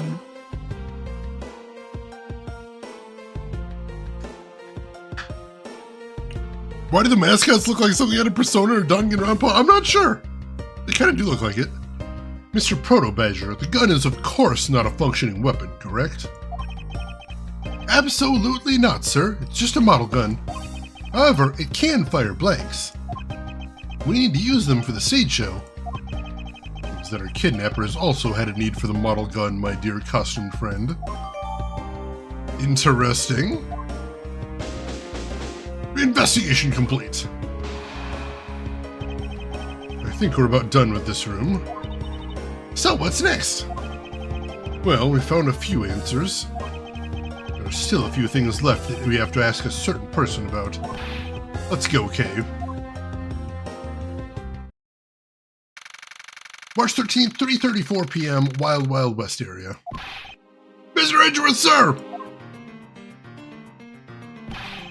You gotta hurry, sir! Come on! What is it, Detective? They found a blue badger costume down in front of the main gate, sir! What? Isn't that one of the kidnappers was wearing?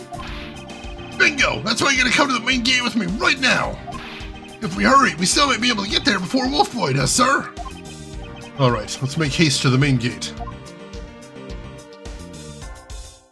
To be continued.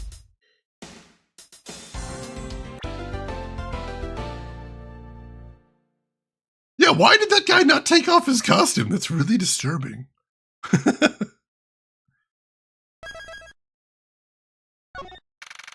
March 13th, 3:45 p.m., Gatewaterland Main Gate. This is where we started the chapter out. Where's the costume, Detective Gumshoe? Just on the other side of the fountain, sir!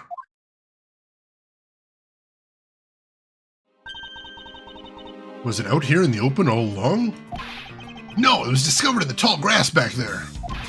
We moved it out here in order to examine it more thoroughly. Let's get down to it. Won't rest until I've inspected every suspicious-looking nook and cranny. Yeah, why did nobody ask him to? That's so disturbing. What do we have here?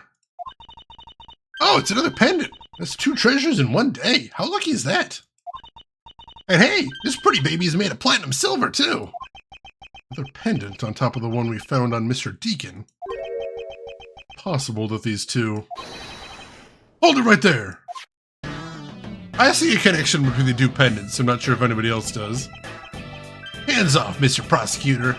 You sure know how to cross the line, don't you? A pendant, huh? This is a very decisive piece of evidence. How can you tell? Look here and read off what you see. Lauren. Hey, Lauren! Hey, it's a name that's engraved on this. Interesting.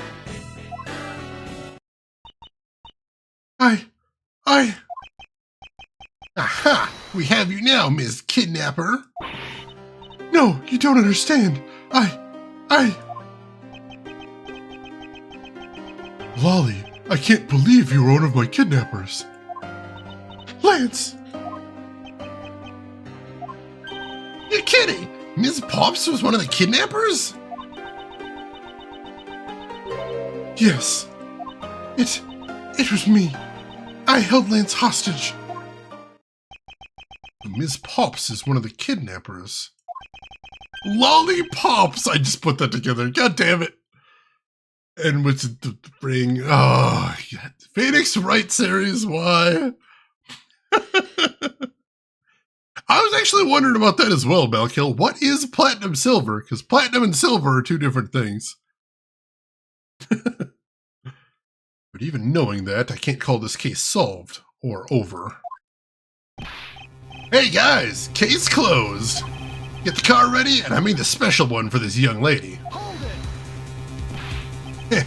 Again, Mr. Prosecutor? What is it this time? Are you proposing that Ms. Pops is also the culprit in the murder case?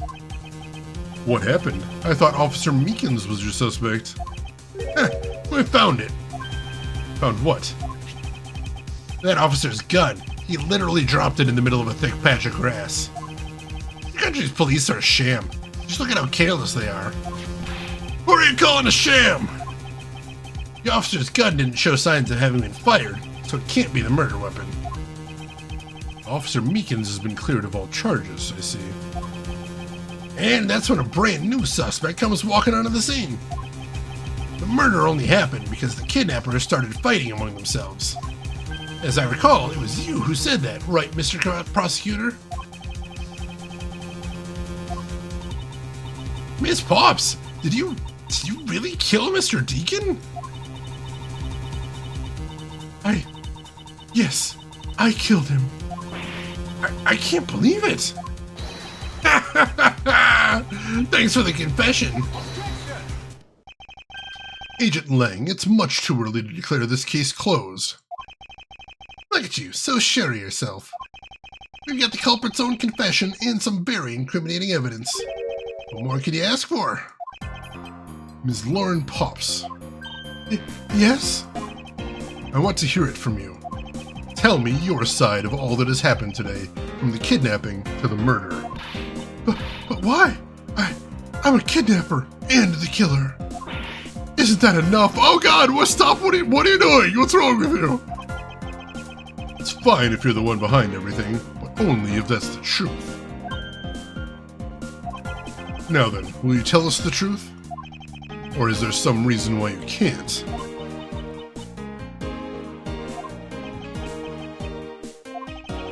I've had a change of heart. I think I'd enjoy seeing you sulk away as the losing mutt.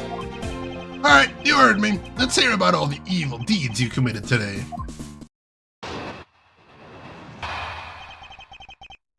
But why is she just cutting her hair? That's super weird. What was he doing in the thick grass trying to catch a Pidgey? And I kidnapped the Lindbergh baby, and then I sank the Titanic, and then I created new Coke, and then I raised the price on Unity. The one who came up with the kidnapping plan was the butler, Mr. Deacon. We knew that we could get rich by holding Lance hostage. Mr. Amano would pay anything to get his son back after all. Everything was going according to plan, but as soon as we got the money, Mr. Deacon turned on me and tried to kill me. There, are you satisfied? She just confessed to a crime a second time. At least you have the guts to admit what you've done. I can at least respect that much. Ms. Pops, is what you said really the truth? Yes, it is. That is the truth, and it certainly isn't the whole truth. Because there is something that seems a bit too improbable in her confession.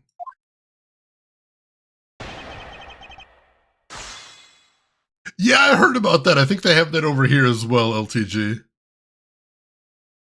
They've been putting out a bunch of mystery flavors of Coke, where they don't actually tell you what it tastes like. They're like, oh, this one tastes like getting experience points. Not great. Hold it! How well did you know the victim? I've spoken with him only a few times at Lance's house. Few times, that's it.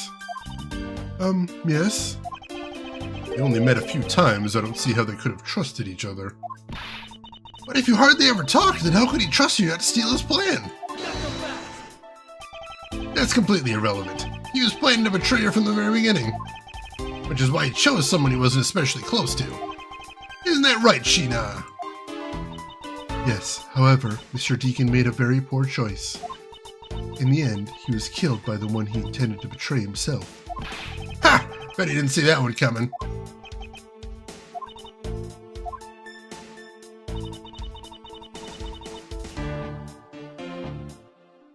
I don't know. I haven't had the XP one, I don't think. See, my friend saw one of those and went, ooh, a new Coke flavor. And created by AI, no thanks. I think we're in a weird time right now. We're in a weird time where snacks don't need to taste good anymore. I think because people try them out just to be able to post about them on social media. I remember especially last Christmas they had, I think it was Sprite, that had a gingerbread, or no, it had a fruitcake flavor. And like the displays they had at the grocery store actually advertised that it tastes terrible. It was a drink that they advertised tasted bad.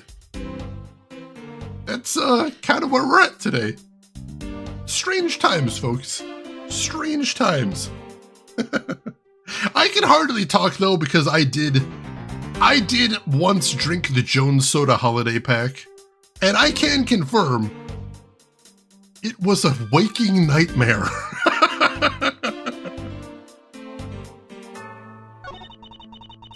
Alright, what else have we got to press on here? Let's see, Mr. Deacon turned on you and tried to kill you. Hold it.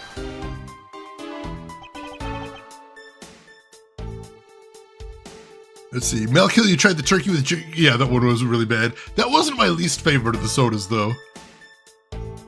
Like, the two that stand out really badly for me is they had one that was antacid flavored, and it tasted like Pepto-Bismol, which was... Oh, God. And that wasn't even the worst one. The one that was flavored like medicine and tasted like medicine was not the worst one in the pack. Do you know what the worst one in the pack was? Because I still remember it so vividly. It's like I'm living in the nightmare where I never stopped drinking it. Let me tell you, folks, the worst one in the pack was Dinner Roll. Which is odd, because I love dinner rolls. What could be so bad about dinner rolls, you ask? Well, here's the thing. It didn't taste like a dinner roll, because dinner rolls taste like bread. What did it taste like? It tasted like butter. It tasted like carbonated butter. That's it. It just tasted like carbonated butter. Now, on one hand, it was a very accurate flavor. Kudos to them for really nailing that butter flavor. On the other hand, it tasted like carbonated butter. Oh, God. But you like butterbeer? Does butterbeer have flavors other than butter? Because this didn't. This just tasted like butter. That's it. Nothing else. No other flavors. Oh, it was bad times. Sky! Hope you're having a good lurk, Sky. It was a nightmare. It was so bad. I love butter too. I put butter on lots of things. I wasn't planning on drinking it. It was bad times. Also, Arthur Cross, welcome in. Oh. Sorry, just had to share that nightmarish memory there. What do you think he did? I have no idea, but maybe he had planned on doing so from the very beginning. Miss Pops. Wait, Mr. Deacon planned to kill Ms. Pops from the very beginning. Was that ever really likely to happen? What should I do? Should I raise an objection? Yes. I'm gonna save, though.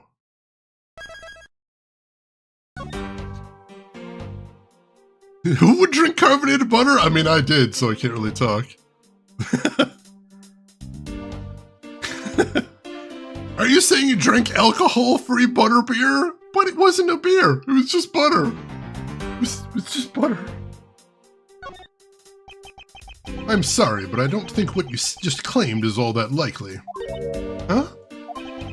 I don't think Mr. Deacon would ever have been capable of killing you.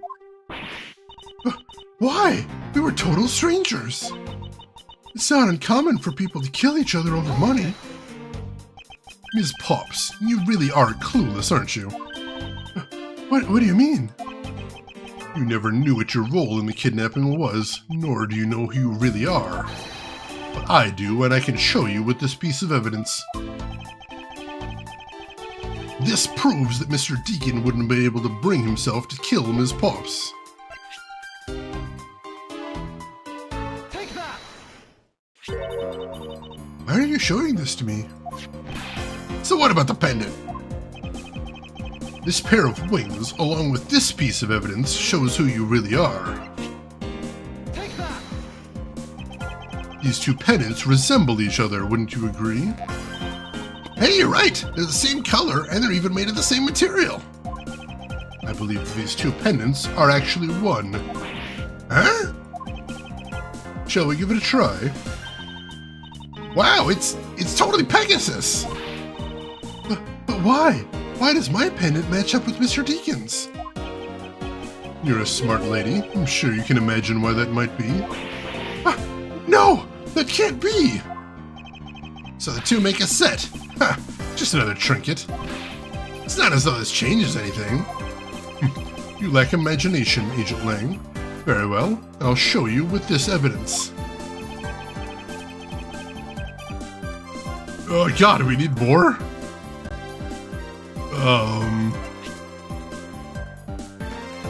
Take that! Oliver Deacon was just an alias for this man. His real name was Colin Deveray, the name that is etched on the horse pendant. What? An alias? I suppose he had yet to hide the fact that he was a felon. I suppose he had to hide the fact that he was a felon somehow in order to live. And it makes sense, given what is written in Mr. Deveray's dossier. What I really wanted to point out was this. This specific section is what reveals the true meaning behind those pendants. Take that! Mr. Deveray had one daughter, and her name is Lauren Pops. That's a lie! That person was not my father! He couldn't come out and tell you he was your father because he was in hiding. Don't forget she actually mentioned earlier that she hadn't seen her father for so long she didn't think she'd recognize him. You know, a Resident Evil puzzle, it does kind of feel like that. All it needs is a ruby. Mr. Succulent Flanks. However, I believe he was trying to secretly watch over you. Do you still believe that a man like that could kill the daughter he was separated from? Or even that such a man would allow his daughter to get involved in the kidnapping plot? And what is so funny, Agent Lang? You're good at making things up in your head and deciding it's the truth, aren't you? Yes, he is actually. We played the other games. What are you trying to say? You're thinking it's much too innocent. After all, I've thought of another possibility. Is that so? Well, let's hear it.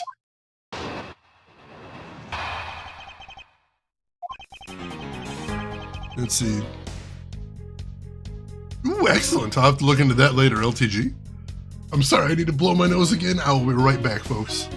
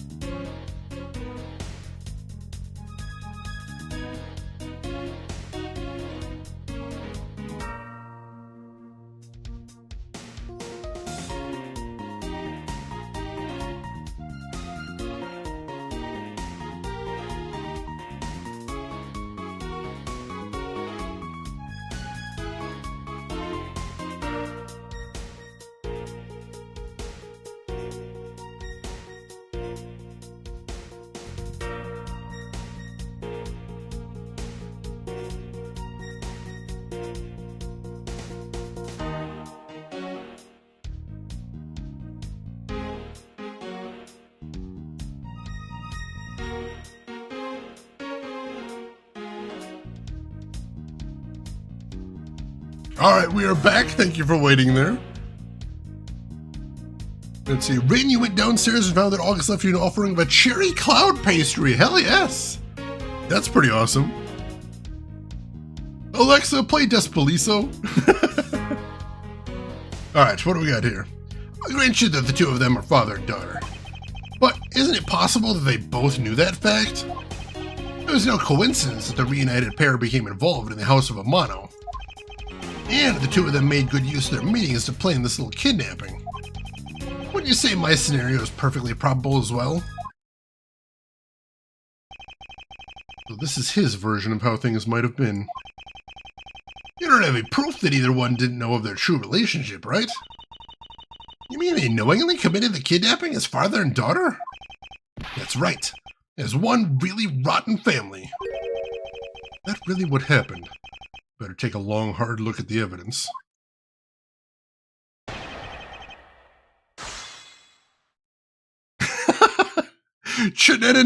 I bet they'd make it like an energy drink called that. That seems like where they'd go with that.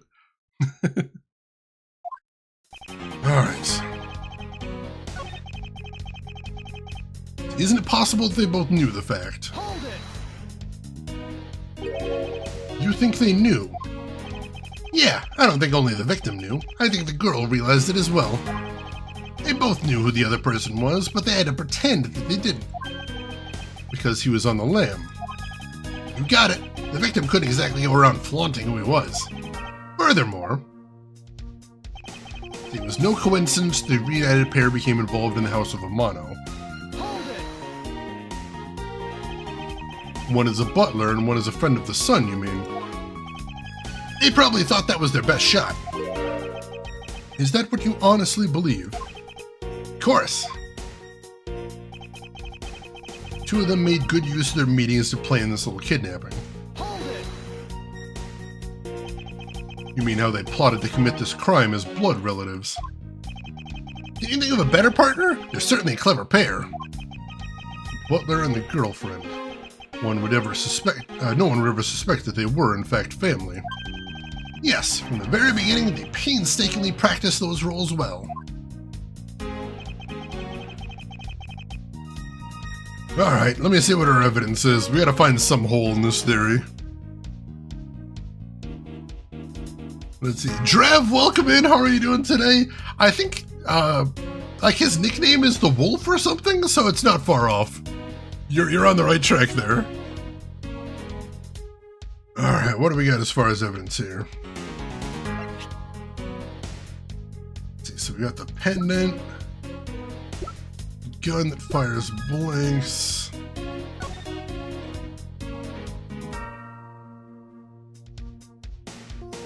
I mean, we know they were surveilling him.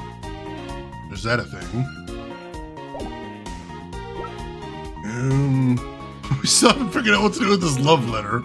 That's fucking creepy.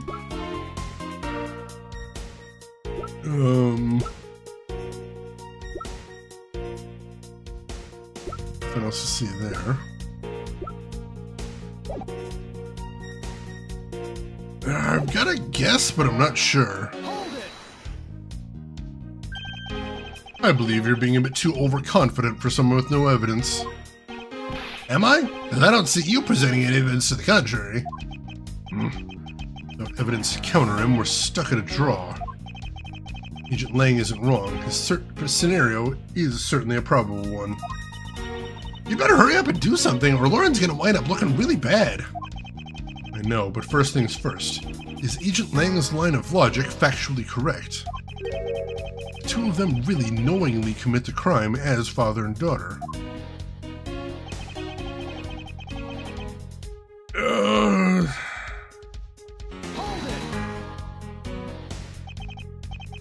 What father would ever willingly kill his own daughter? I've seen a lot of things in my travels. I can tell you that being related by blood sometimes prove on nothing.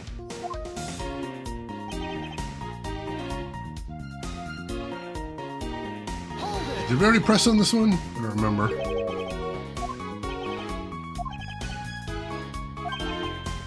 Yeah, we already pressed on that one before.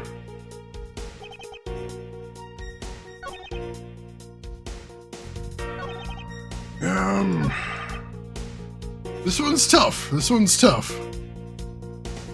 Let's see. I think we've pressed on everything now.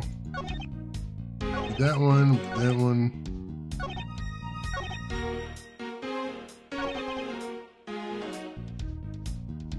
I think the solution is our badge.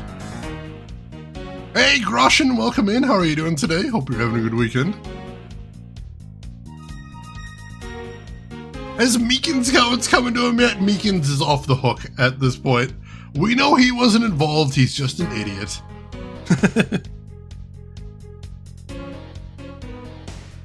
Clearly show him your badge! What have we got here? What have we got? Gotta be something I'm missing here.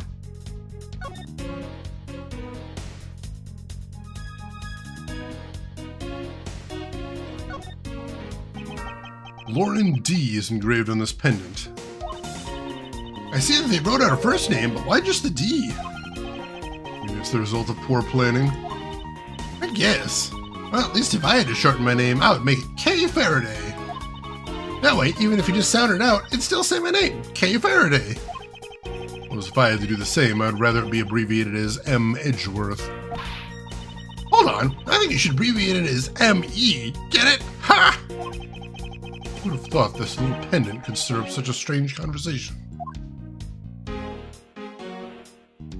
Alright, I don't think there's anything else to see here.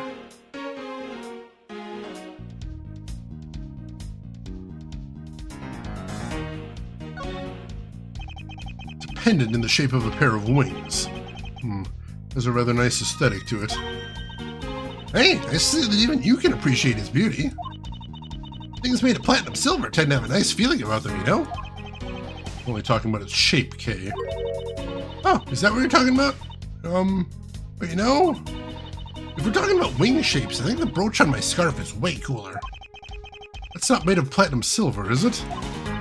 It's handmade, okay? I'm sorry it's not made of the expensive stuff. She made that by herself? It's incredibly well crafted. Alright.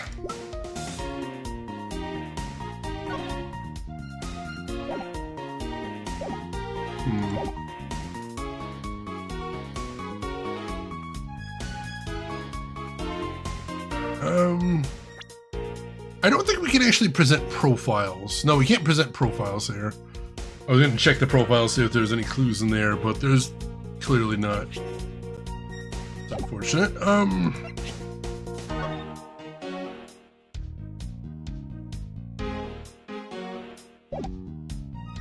Let's see.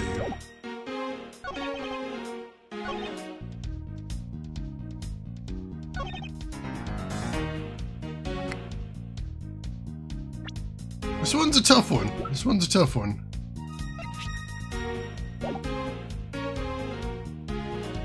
I was waiting for the One Piece jokes.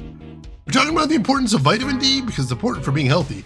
And if you don't see the sun as often, you know who you are. You're probably deficient in vitamin D. I was at one point severely deficient in vitamin D, and I have to take a shitload of it because I'm night shift and don't ever see the sun. Let's see. Hey, named, welcome in. There's badgers everywhere. And yet no mushrooms and no snakes. Just didn't have as much interest as when I was younger. Oh, let's see.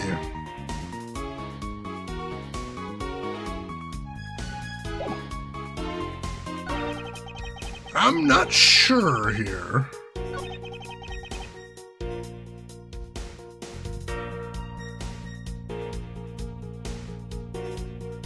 This one's tough. What do you think, chat?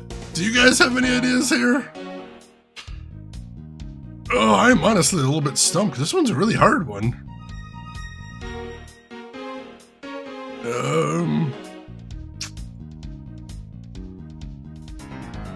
One is very tricky.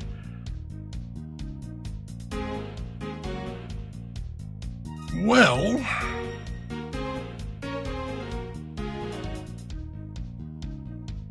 I mean, it seems sort of plausible. There's one thing I'm thinking that might be a weakness, but I'm having trouble finding a way to actually exploit it there. I've got a guess. Here.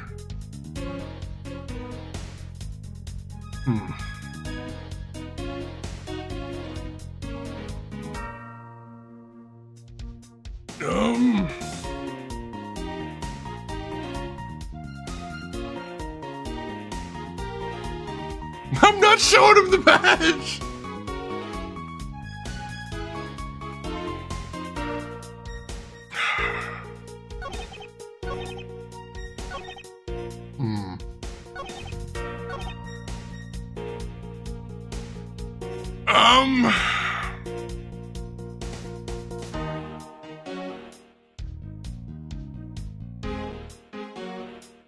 Alright, you know, I've got a guess here. Hang on, I've got a guess.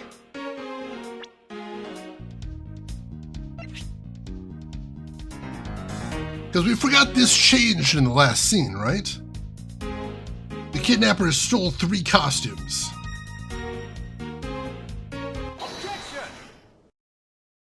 Oh, alright, I guess we got it. This kidnapping wasn't planned by just 2 people alone. So not the weakness I was originally thinking, but yeah, we'll take any inconsistency we can find here. Hey, Rex says, welcome in. How are you doing today? And what kind of proof do you have of that? Quite simply, there were 3 kidnappers. 3?! 4 costumes were stolen from the Wild Wild West area's back room. We found one of them in the kidnapper's hideout. But as for the other 3, we can assume they were being worn by 3 different people. We also found a set of 3 cups and 3 folding chairs that were used in the hideout. It all clearly points to a 3-man group. And I believe this 3rd person is the real mastermind behind this killing. Kidnapping. Who is this mastermind? I present to you the brains behind the kidnapping. I've got a guess here. I do have a guess. Take that! Lance Amano? Yes, the abduction was, in fact, schemed up by Lance himself. Recall what he said when he was appearing before us. Did you see the faces of your kidnappers? No, I didn't see their faces. But 2. One was a woman. However, there were 3 kidnappers, which is in direct contradiction to what he said. But, I know I only saw 2 people. This guy was being held hostage. Possibly he couldn't see all 3 of them. Ah, yes, about when you were being held. I have my doubts about what happened then. Lance, would you mind telling us what happened while you were being held captive? I really don't remember much anymore, honest. If I don't tell you at least something, you won't believe me at all, will you?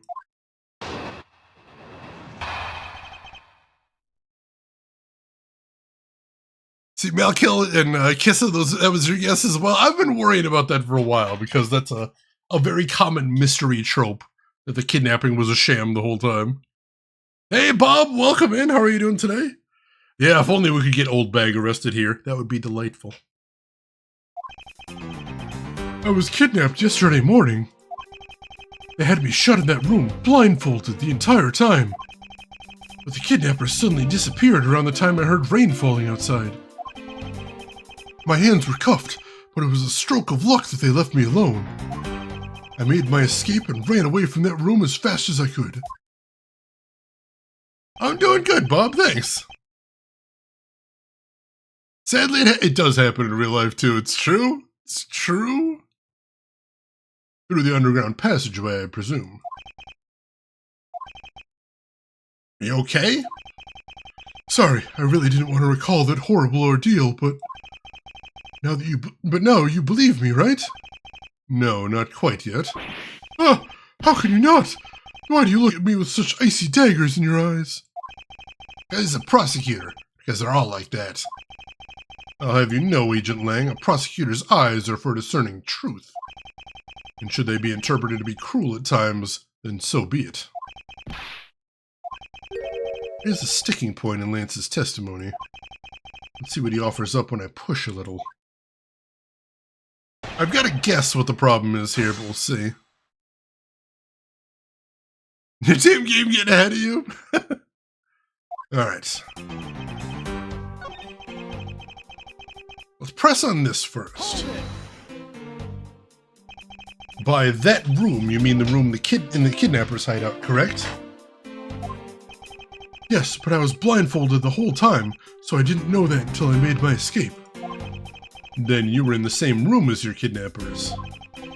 They spoke in hushed tones, but I could catch bits of their conversation. It was definitely 2 people, and one of them was definitely a woman. I was so scared. I could tell they were nearby, so I didn't dare make a move.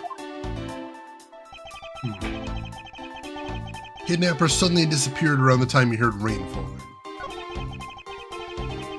Oh, nope, wrong button. Hold it! Kidnappers disappeared. The room fell into a sudden silence. I had been left behind like an unwanted mutt. And what do you mean by unwanted mutt? What a pointless question. It's not like it's going to tell you anything new, you know. It's a poetic simile. You should learn how to use them, too. You may look refined on the outside, But it's no good if you're not refined on the inside as well. What was that wind? What was that incredibly dramatic wind? And where did it come from? How did that happen?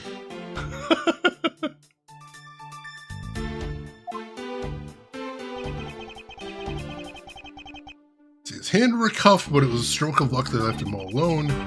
Made his escape and ran away from that room as fast as he could. Boy, does that bring back memories of our situation, how we made our escape. Indeed, and although the door to the room of our, to the floor of our room led to an underground room, the door on the floor of the room next door had a secret passageway. Secret passageway into a theme park! Oh, it just sounds like so much fun! I wonder, there's something off about the way Lance made his escape. There is! I have already caught on to it.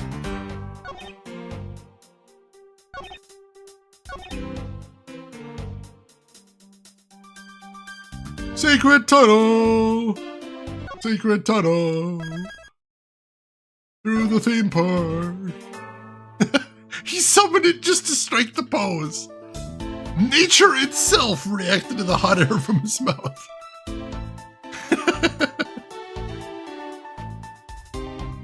We've got gas bag, we've got old bag, it's a crazy night.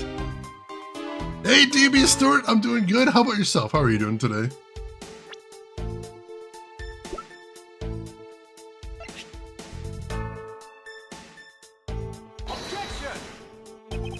Oh!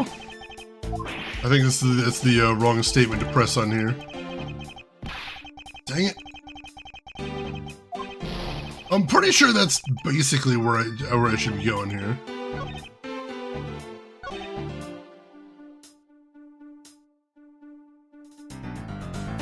Oh no, here we go. Maybe here?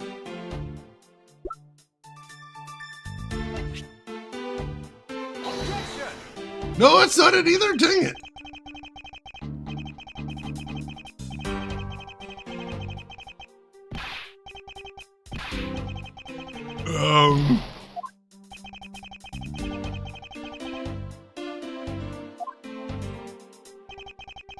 What do we press on here?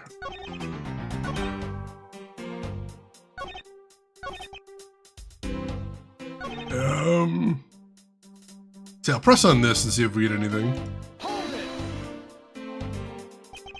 And those cuffs on your wrists. I suppose you are still cuffed in that case. I am well aware of how I am chained to reality. I couldn't find the key, so I'm afraid that I'm stuck like this. Even though I escaped from that jail cell, I will forever be a prisoner.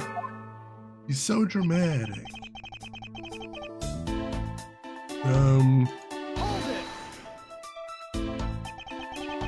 How did you manage to escape? I wanted to just get out of there, but the door leading outside was locked. Which is why I had to use the underground passageway to make my escape. I remember our escape to be equally as hard. It's an invaluable piece of testimony. Alright, so I had to press on that statement, so I was on the right track. But I had to trip a flag first. So now he says that the door is locked, and now I can press on this.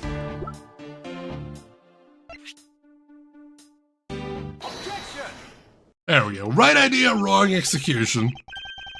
You said that the door leading out was locked, but was it really?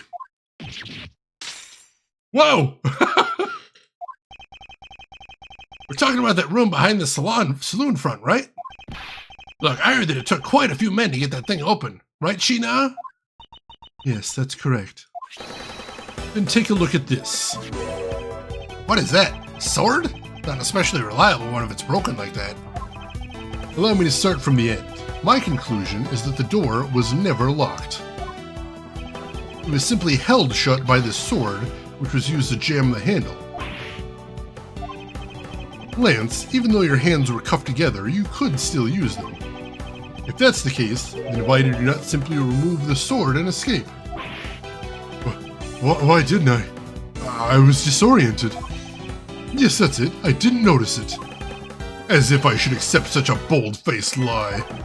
You locked yourself in that room because you had to make yourself look like the victim. But you did not, in fact, possess the key to the door. That is why you use the prop sword to improvise and create a prison of your very own. You've been making this guy out to be one of the kidnappers for some time now. I wonder if you've forgotten something very important along the way. And what would that be? A motive. What else? You honestly think that an upright, pure boy like him would hatch up a completely pointless scheme such as kidnapping himself?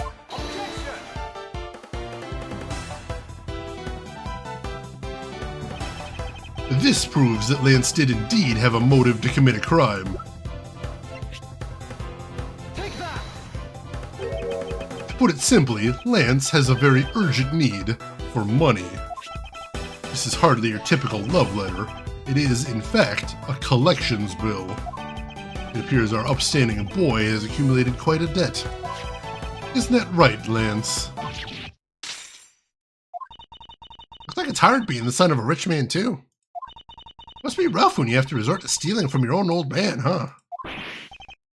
All right. I give up. I abducted myself. Lance! It's over, Lolly. In this life, we really are bound to our fates after all. All I wanted was to go with you to a new town, somewhere where no one would know us. I wanted us to be well off with that 1 million, but now that dream is over. Oh, Lance! Then you are giving yourself up. Yes, I had planned to run away from the world with my Lolly. Oliver even helped us with a plan, but then he had to go and stab us in the back. He turned on you. Maybe he didn't want to split the ransom money. That's my guess. It happened almost right after you made the drop-off. When we were alone, he attacked me all of a sudden. After a brief struggle, I was able to contain him and keep him under control. We left him inside that room as Lolly and I made our escape. We wore different costumes and split up. Lolly left first in the Blue Badger costume. That would mean the person Officer Meekin saw was Ms. Pops. But right then, the old man had to wake up. I was careless, and he tackled me pretty hard from behind. Then Oliver put on a Bad Badger costume, took the suitcase with $1 million, and ran. I contacted Lolly right away and warned her that he had a gun. They had no idea that they were related, so I thought that it could only end badly. I still don't believe it. That person was not my father. Because if he was, I just killed my own father. Lolly, then it really was you? Well, this is getting insane. Oh, jeez. His cuffs came off for a second there, which is pretty funny. $1 million.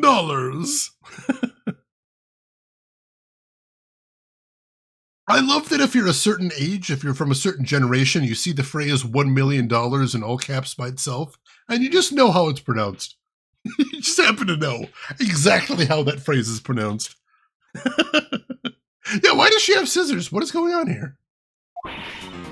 That man was not my father. I mean, because at the stadium, there was a bad badger pulling the suitcase with the 1 million in it. But that badger pointed his gun at me, aiming to shoot me dead. That's why I used the gun I got from Lance. There was a gunshot. The other person crumpled to the ground, and I ran, scared for my life. I think the big picture is finally coming into focus, don't you? Lolly, forgive me. I didn't think it would turn into something so frightening. If only I could have protected you. So, Miss Pops, she shot her own dad without even knowing who he really was? What she says is true. Are you saying she's lying? Why would she lie about something like that? What purpose would it serve? You'd be surprised how often people lie even without realizing it themselves, Kay. Huh? What's that supposed to mean? What I mean is, listen very carefully to her confession once more and you'll see. It is a good murder mystery plot here. I'm enjoying it. It's a very twisty case, which is very good. So that man... Alright. There's a bad badger pulling the suitcase with a 1 million in it. Hold it. That was the ransom money, wasn't it? Yes, that's how I was able to identify Mr. Deacon almost immediately. It was all thanks to what Lance told me. And what did he tell you? Well, he called me on my cell phone and told me that Mr. Deacon had betrayed us and had run off with the ransom money. And about how he had a gun. Oh no, hang on.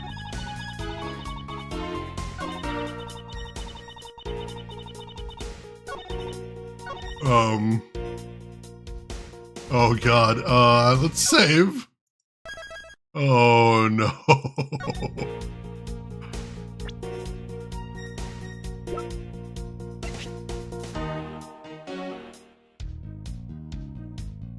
Alright, that's probably not for right this second, but I don't know if that's what we need to present right here. Let's go ahead and press on everything, but I have a guess. I have a guess that might be wrong here. Hold it! Rin! It's a terrifying moment. Were you able to clearly see the gun? Yes, I got a very good look at it while it was pointed at me. Oh, Father, why would you try to shoot me? You really think a father would shoot his own daughter, Mr. Edgeworth? I don't know. I don't want to believe it myself. But it's true. My father's left arm was raised with a gun in it. Pointed straight at me. I'm about to die, I thought. Miss Pops. Please calm down and take a deep breath. And then, would you allow me to please hear that last statement one more time? Yes, of course. The Badger pointed the gun in his left hand at her, aiming to shoot her dead.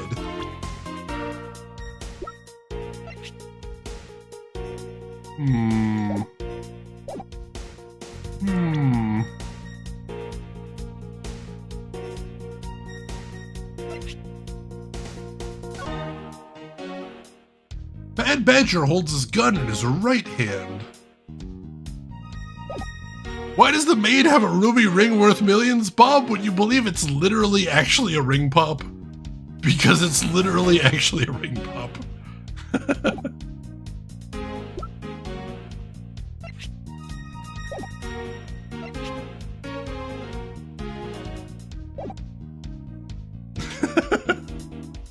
Now I want a ring pop. I haven't had a ring pop since I was in like junior high. It's been a very long time. I'm gonna try presenting this. That's not it. All right.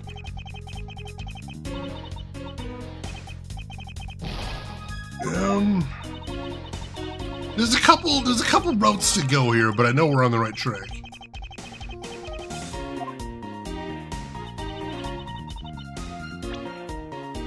Let's try this then. Let's try this.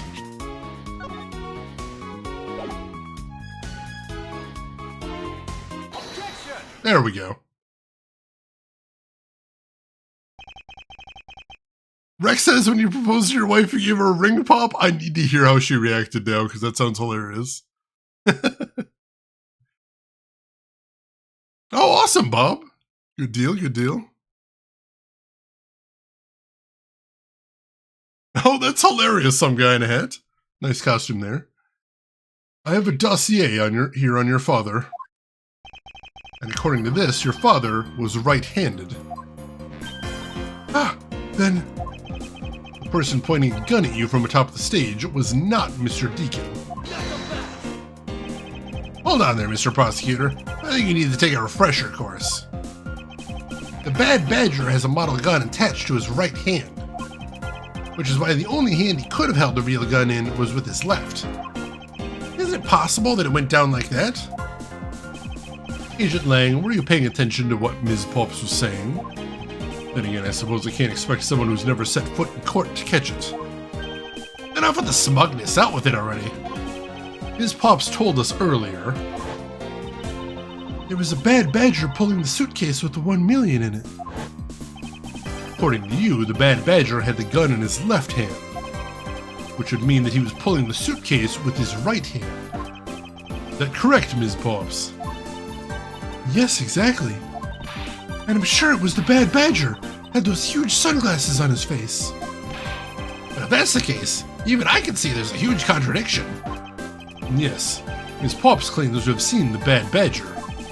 And yet the Bad Badger had both of his hands full. These two pieces of information contradict each other, so one must be wrong.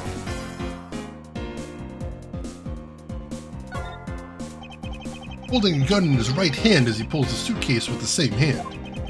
Isn't it possible for a right-handed person to do both things simultaneously? No, that's not that wasn't what I was thinking of right there. That is not the thing.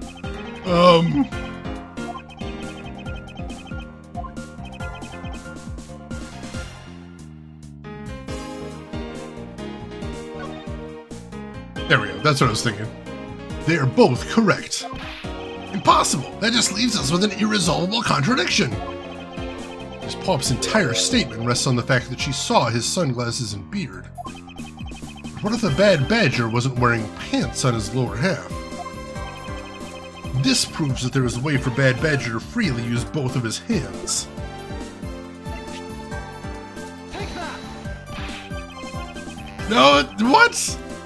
That's not it.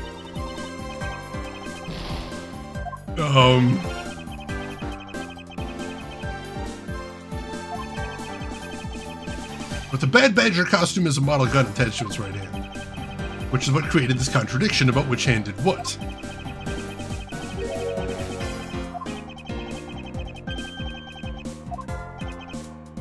Hey, Vaxie Man, welcome in. How are you doing today? Hope we're doing good.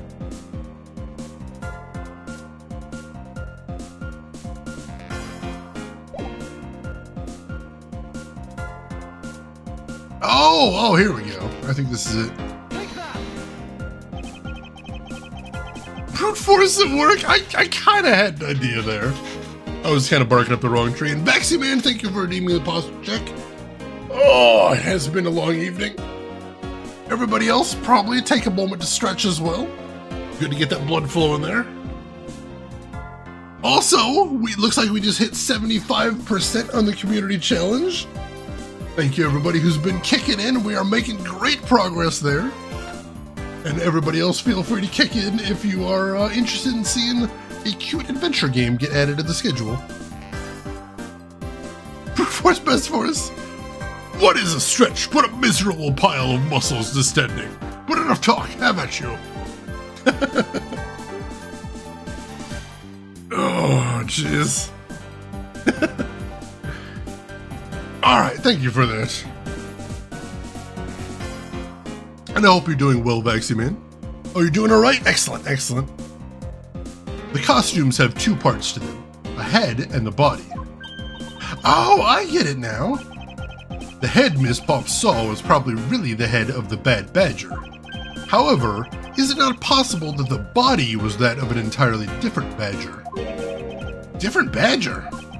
Yes, or to put it more bluntly, I believe it was the lower half of this badger.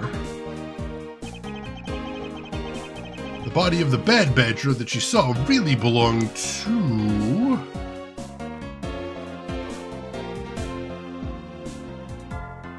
the Badger?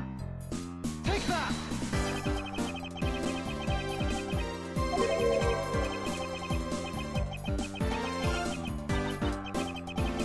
Oops, nope, I was wrong. Man, I'm doing bad in this case. Or in this part of this case, anyway.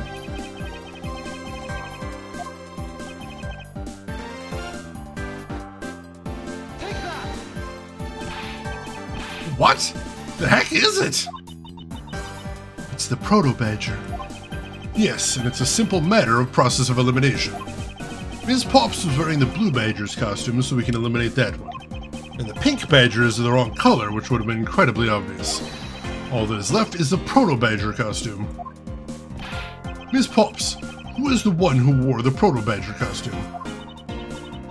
That would be Lance.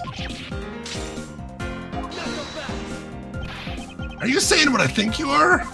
That Lance Amano donned the Bad Badger's head and pretended to be Mr. Deacon? On top of which, he plotted to shoot Ms. Pops while wearing this hideous thing? The The stage that was set up in the stadium was nothing more than that, a setup. And its purpose was to lead Ms. Pops into believing she'd committed murder. Standing there in front of Ms. Pops and pretending to be the victim. It was all done so that she would pull the trigger. I have no idea what you're talking about.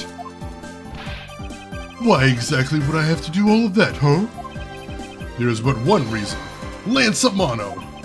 You are the real culprit behind the murder of Mr. Oliver Deacon. What? No! That's slander. Take it back. You take it back right now. Just out of curiosity, Lance, which is your dominant hand? I'm left-handed, but what does that have to do with anything? It depends. According to Ms. Pops, her attacker held a gun in his left hand. Ha! Who is what-handed doesn't prove a thing. And besides, now you're just being absurd. It's not like the Proto Badger's bulletproof. One misfire and he would have found himself dead, right? Of course.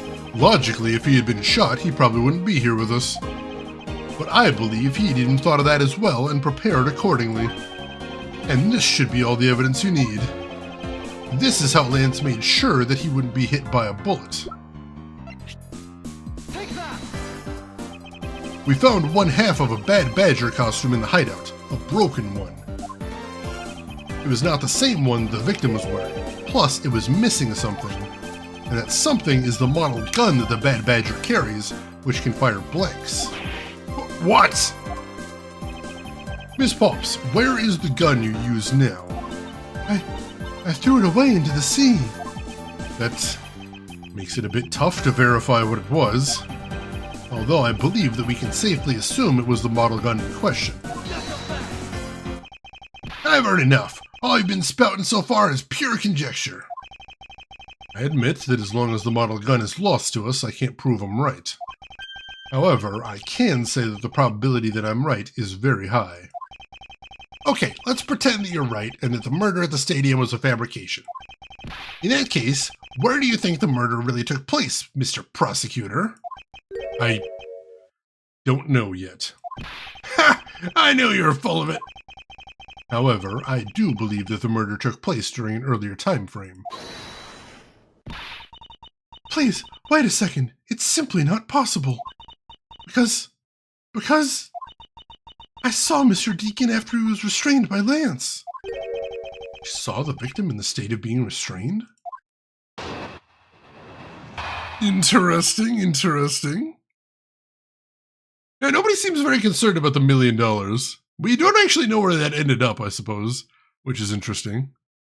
You can kill someone with your non-dominant hand, but, like, it's hard doing delicate labor with your offhand, so there is that, at least.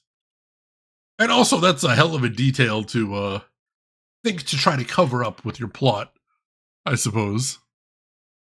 Are we getting the updated autopsy report? God, if only. If only.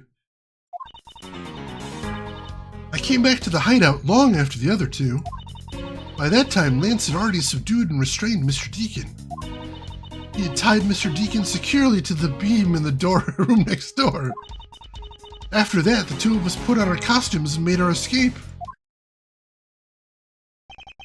So Mr. Deacon must have escaped after the two of you left, right?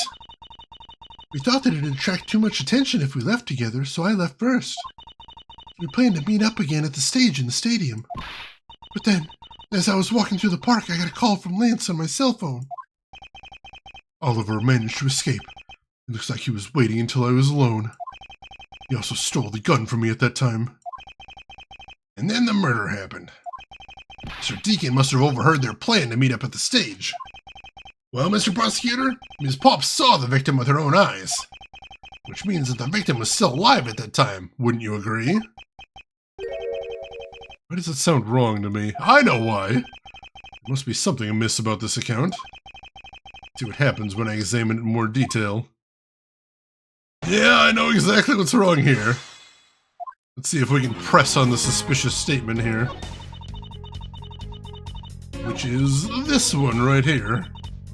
Hold it! You are sure that it was Mr. Deacon that you saw? Yes, I'm certain of what I saw. Did you go into the other room to check? Lance said that it was best if I didn't get too close to him. Lance, he's such a kind soul. Then are you telling me you did not confirm that it was Mr. Deacon for yourself? I checked through the slit in the door that separates the two rooms. He had a bad badger's head on, so I'm absolutely sure. That just had to be Mr. Deacon. She saw a bad badger head. Oh, jeez. Alright, let's save here.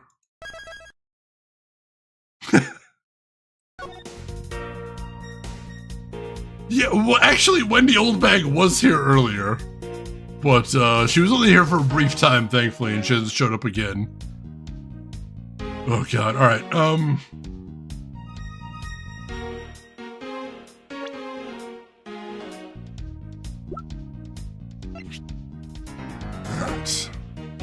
So what are we going to present here is the question.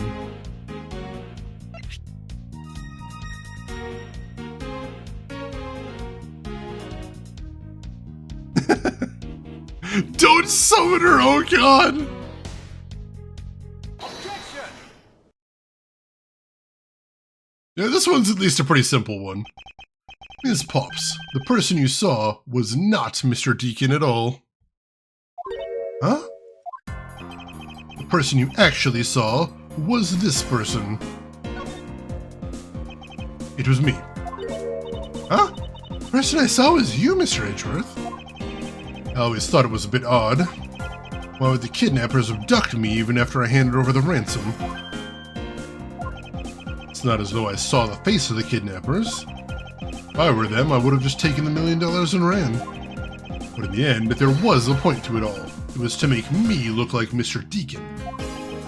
And if that was the reason for which I was abducted, then I believe we can assume that the victim was already dead at that time. Well, Lance, am I right? That's... You showed Ms. Pops a person, namely me, with a bad badger's head on, and then made your costume escape together, or so you pretended. Huh? What do you mean he pretended? Exactly that. I believe Lance watched you escape, and then doubled back to the hideout. Probably to come and remove the bad badger head from my unconscious self. And to create his fake prison with the prop sword. He then escaped via the passageway. Hold your tongue, boy! Don't get caught up in that tidal wave of words coming out of Mr. Prosecutor's mouth. Tidal wave? We heard a lot come out of you, but I've yet to see a shred of evidence. The victim's betrayal and his subsequent detainment. All that could have happened while you were out cold. That's right. Well, you were out for quite a while, Mr. Prosecutor. Even if that were the case, Ms. Pops would have still seen me tied to that beam. I was scared of Mr. Deacon, so I didn't go into the next room. So I really have no idea if you were in there or not, Mr. Edgeworth. You see, it would seem that you can't prove a thing. Who said that? Please, wait. Mr. Amano. Oh, Miles, my boy. Looks like you're really giving it your all. And Lance, it's not good to cause trouble for others. Dad! Let's see. You were the one in charge of the investigation, correct? Yeah, that's right. I'm sorry that my son has been nothing but trouble. It probably won't make up for anything, but I have some evidence for you. Oh? Do you now? Is that what I think it is? It's the bad badger costume the victim was wearing, and a gun! I couldn't wait around for the police, so I went and found these myself. It appears that they were disposed of in the sea. Ah, is there no one in this country who actually obeys the law? There. Agent Lang, please calm down. Huh? What the heck is that scrap of paper? This appears to be a letter from the Chief of Police. Please allow Mr. Amano complete freedom to do as he sees fit, it says. What? The chief of police? What the? Just who does he think he is? Person who wields the highest authority in this area. Ho ho ho! There now! There's no need to be so upset. I'm not a cop from this land, so I'm not bound by the laws of your country. No. This wasn't meant to strong-arm you into anything. It's just a request. Only asking that you please respect the laws of the land. Can't really say no to that. However, returning to the topic at hand.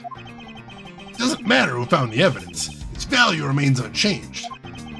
Alright now, let's take a look at this new evidence. I've already got the results back. I had a special forensics research lab that I'm on good terms with conduct the tests. They verified that the blood in this costume belonged to Oliver.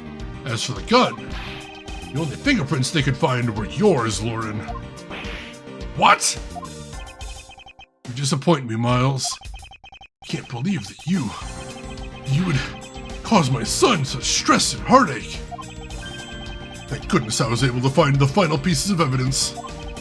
With this, you'll have no reason left to push my poor boy around. That's it? These are the case-making pieces of evidence? I'll be the judge of that. I won't rest until I've inspected every suspicious-looking nook and cranny. Corruption works every time.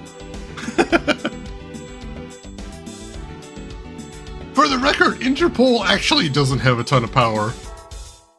Basically at all. So this is a slight exaggeration, shall we say, in which case, in this game, Interpol has all the power ever, which is weird.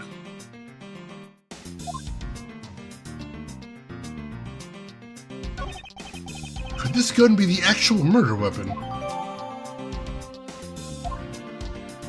What did we actually put in our inventory there? Revolver used to kill Deacon was originally stolen from guard by victim during escape. Alright. What's this? Looks like there's something inside the costume head. Hey, they sparkle! I bet they're really valuable. Sorry, but they're just pieces of a mirror. Why are they in here? Interesting.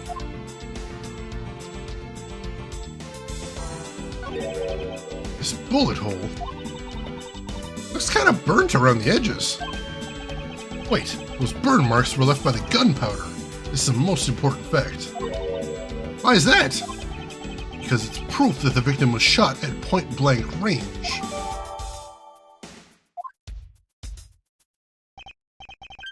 Well, are these not the most definitive pieces of evidence you've ever seen?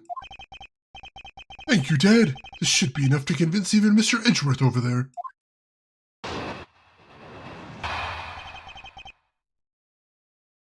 But Interpol works at the FBI in case I make an illegal copy of a VHS tape. The warning said so. Could the warning have been a lie? Suspicious. Yeah, Ace Attorney's relationship with actual law enforcement makes very little sense. Alright. Make no mistake, there are fingerprints on that murderous gun. And they prove that it was Lolly who killed Oliver. Oliver was also after Lolly's life. So, Mr. Edgeworth, even you must see that Lolly was only acting in self-defense.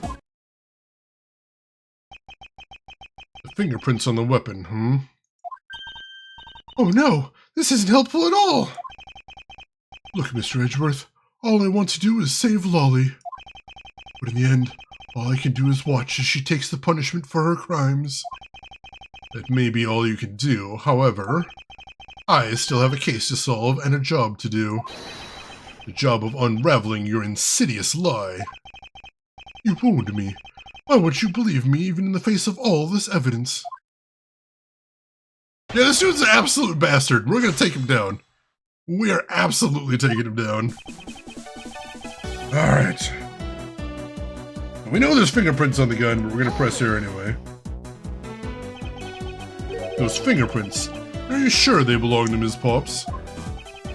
There's no mistake about it. For my connections, I had the best forensic techniques money can buy performed. I find that to be a bit peculiar. What? Are you trying to pick an argument with me? What should I do? Should I raise an objection? Frankly, I don't believe that Ms. Pop's prints should be on that gun to begin with. And the reason why Ms. Pop's prints should not be on the gun is...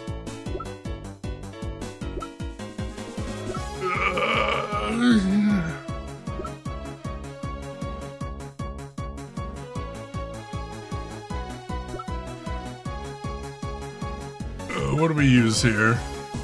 Like, I know what the problem is, I'm just trying to figure out how to actually prove it.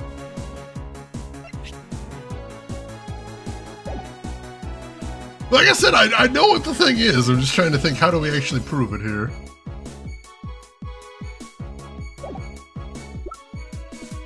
Like, what I'm thinking is because she was wearing the costume. There shouldn't be any prints on it because she was wearing a costume with the mitts, right? How do we prove that she was wearing the costume with the mitts? Do we just present a picture of the costumes? What are we doing here? Yamagumo, you got a hint? What are you thinking?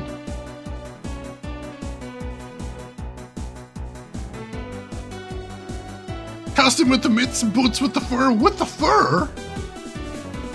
You think the whole park was looking at her? But then he hit the floor. He hit the floor. Next thing you know, I'm not going to keep going with that. Have we shown the costumes before? Yes, because we got the little brochure. We got the brochure right here. We can do that. Thank you, Rin.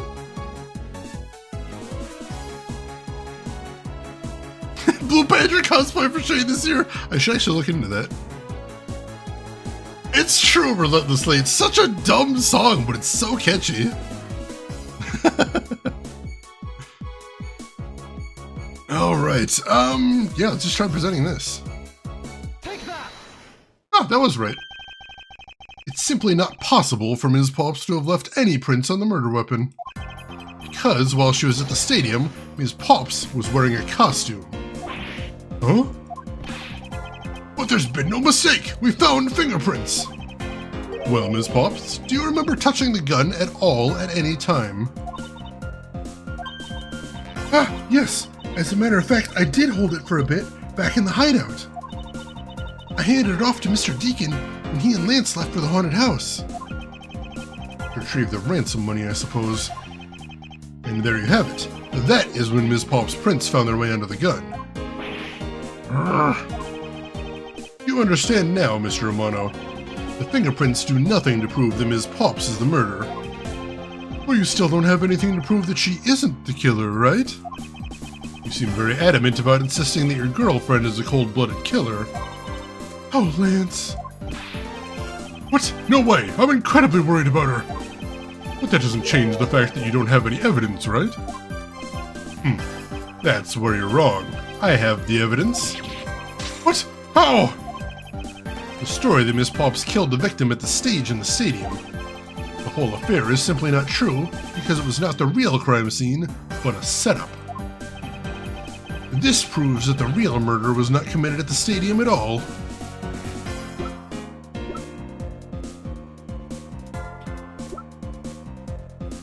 I believe it's this. Take that! Nope, that's not it. Damn it. The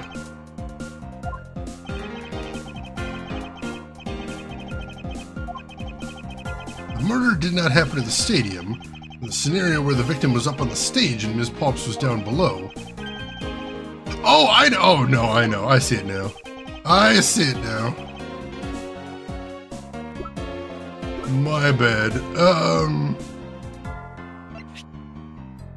Oh no, can I actually show that somewhere? No, I don't have a piece of evidence for that shit.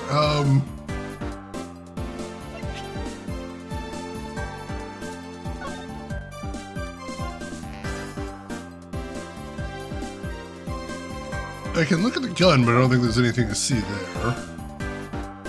Although I should check it just to be safe.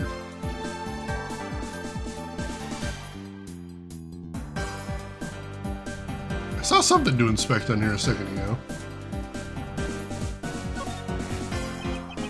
They found Ms. Pop's fingerprints on this gun. Can you let me hold it for a sec? I shouldn't if you don't know how to handle it. Besides, Ms. Pop's prints are on it.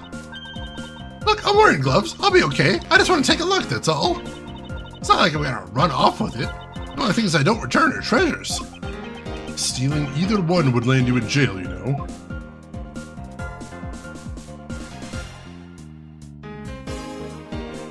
Doesn't look like there's anything else to look at here.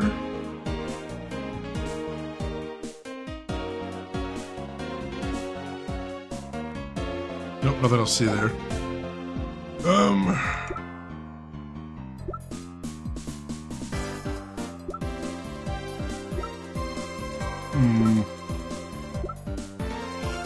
Oh, alright, here's what I was looking for. That's the evidence I was looking for here. I wasn't sure if we had it in there somewhere.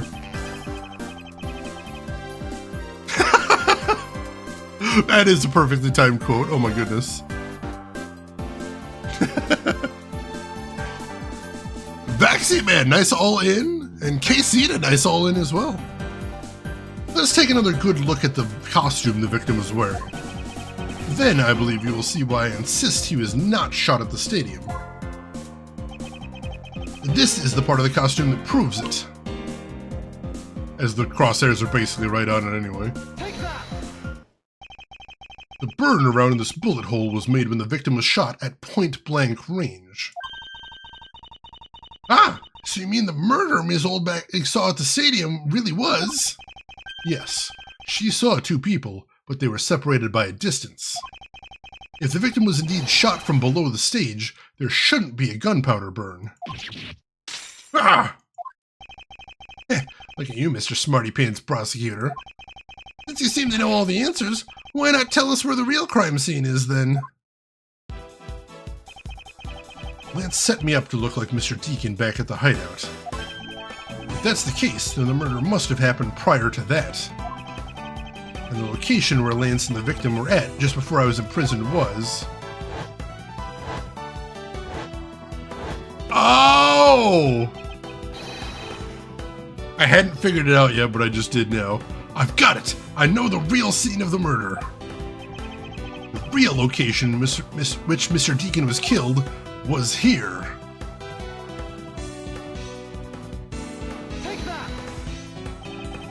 I think it's not unreasonable to assume the murder took place in the haunted house. Haunted house?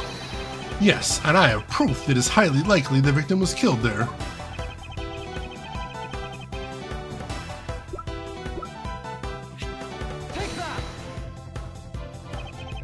These were inside the costume the victim was wearing. They're fragments of a mirror. A mirror? What does that have to do with anything?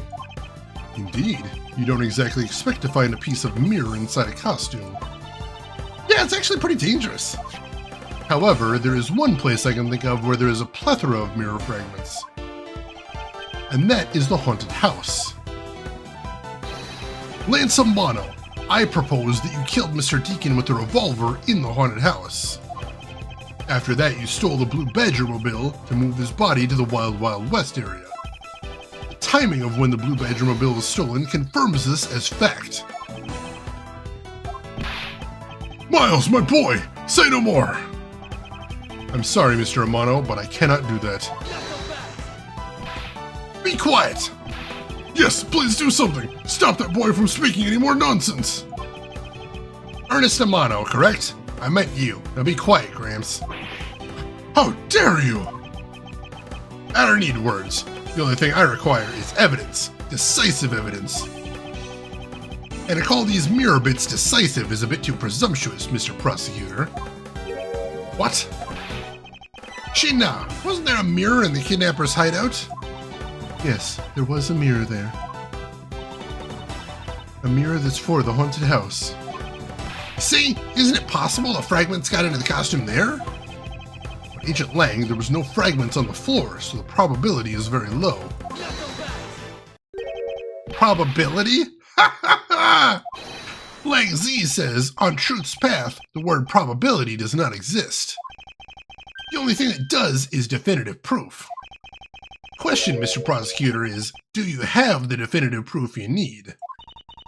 Mr. Edgeworth, do you?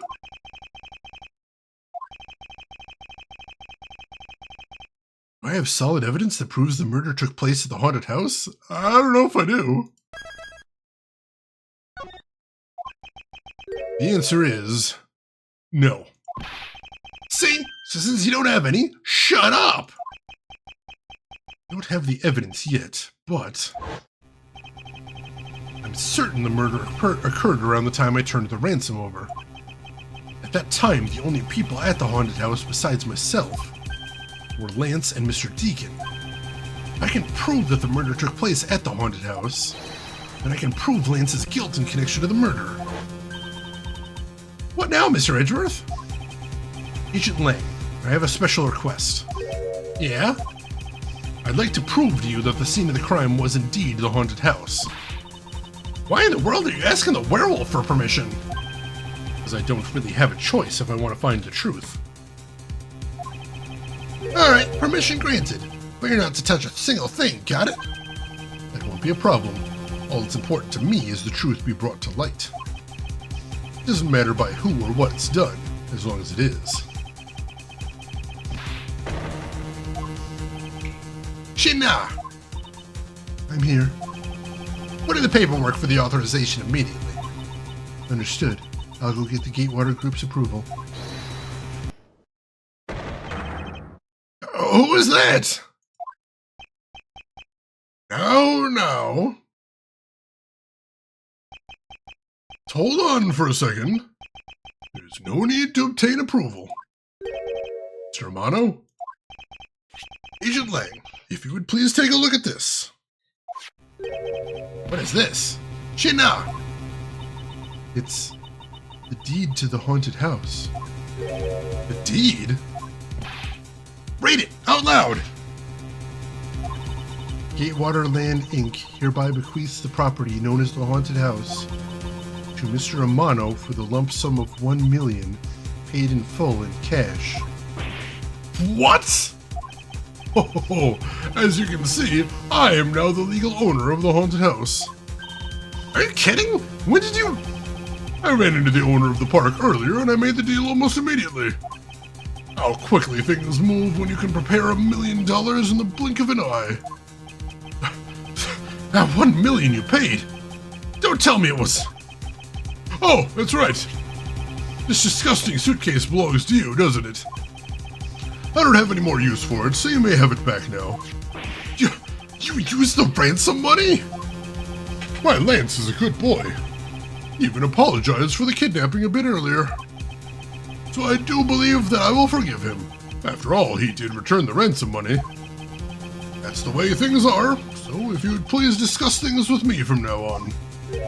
Discuss? What is there to discuss?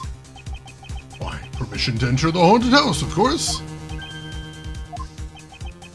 While we were busy listening to Lance's story, Mr. Amano was out there preempting us. Permission to search the haunted house is denied. End of discussion. Agent Lang, I want you to arrest that girl. And Miles, you should hurry on home now, my boy, before I really lose my temper. Ugh!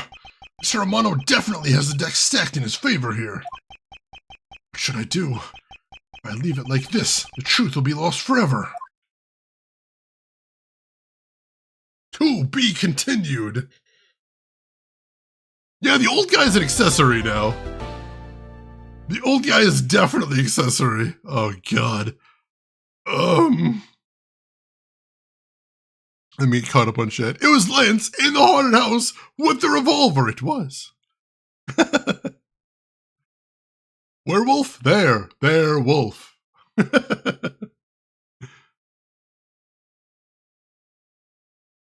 A very expensive and expansive accessory. It's true. It's true. Ernest goes to prison. Oh my God, I forgot about that movie.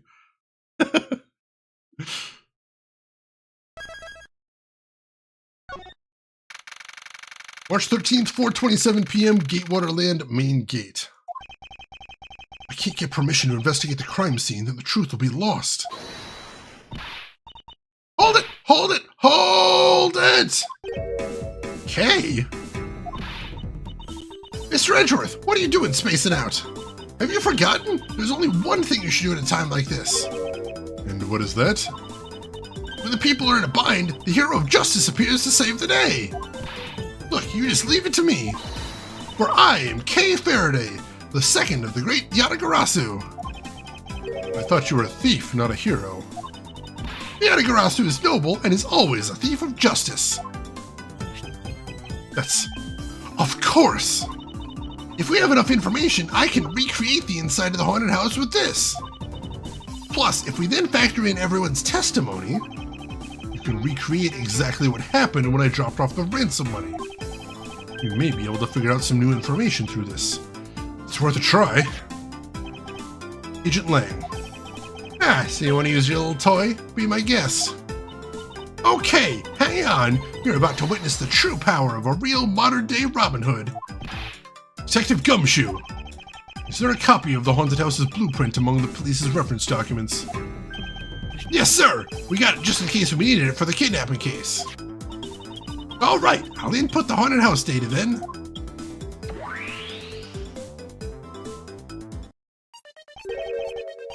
What is this? Where are we? It's like we're inside the haunted house. Even if we can't inspect the real location itself, the path to the truth slumbers here. If I can successfully navigate my way using logic, I'll ultimately arrive at the truth. Now then, I believe I'm ready to investigate the crime scene. Okay, what should I recreate first?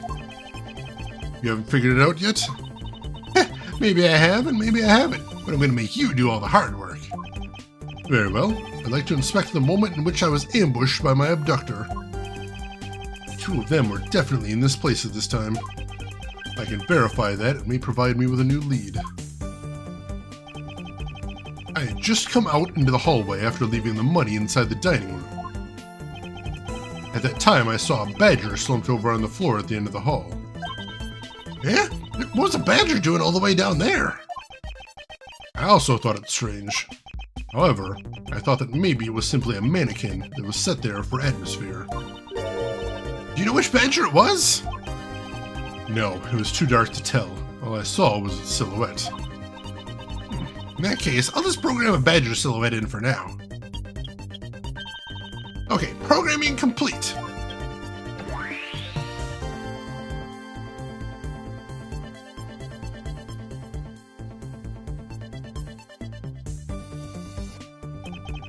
Then I started walking towards the exit. And that's when you were struck from behind, right? Yes. But that's odd. The hallway is a dead end. Where did your assailant come from? There's only one location I can think of. I believe my assailant was lying in wait here.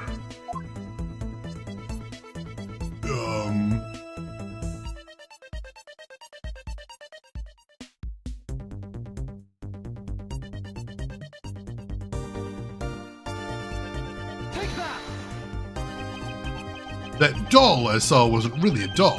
It was, in fact, a costume kidnapper. I thought that was assumed. That kind of threw me for a second there. Oh, so use the costume as the perfect camouflage to blend in with the rest of the house. Precisely. He waited until I had made the drop-off and was about to leave. Then, just as he saw me take a step towards the exit, he stood and launched his attack. I can think of no better hiding place than this. Hey, not bad. I mean, you think I should steal this tactic for myself? Just don't use it to do anything criminal, Kay.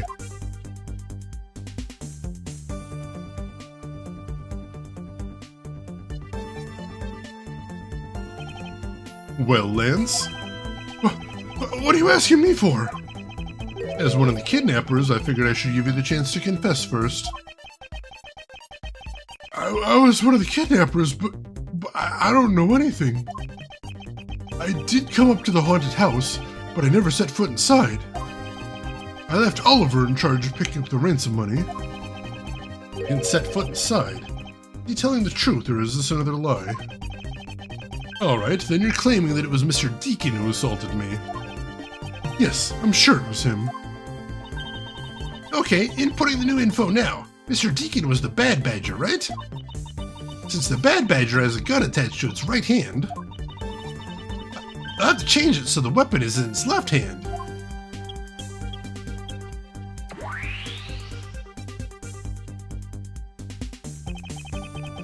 Now to verify the facts of the recreation. Alright, it's all coming down to this. I'm gonna save because it is getting very dangerous and I don't have a ton of health. Everyone always asks werewolf, but never how wolf. Ooh, the beta for Foam Stars. You'll have to let me know if you test it out. I thought these games were set in the past. How do they have current day / future tech? I have no idea. I mean, it doesn't seem like it's commercially available. It seems like it's just her, so I guess that could be a thing. But why wolf? Alright, let's look around, see what we can see around here. Let's start down here. Start at the beginning chronologically, I suppose. I remember glancing over and seeing this figure here as I left the dining room. So I guess I got it spot on when I put it here in my recreation. I didn't take a good look, but I'm sure there was a badger here. When you take a look around, it almost feels more like a house of mirrors. Indeed, who's ever heard of this many mirrors inside a haunted house before? Well, at least we know this is the real crime scene thanks to these mirror shards. Time to fuck around and find out. Yeah, we don't technically know that it takes place on our Earth. I mean, technically we know it doesn't, because that's one of the premises that the translators put in, is that it takes place in a world where, due to the influx of Chinese rail workers in Southern California, it actually became a large enclave for Asian immigrants. Hence why they have that the exorcism temple that we saw in the second Phoenix Wright game. Hey, wait, these shards. There's something different about them. Oh? The ones we found earlier are thicker than the shards from these mirrors on the wall. And look, there's some sort of design on the back, too. The pieces from that costume are certainly different from the other mirrors. What does that mean? Could it be that our pieces are not pieces of these mirrors? Interesting.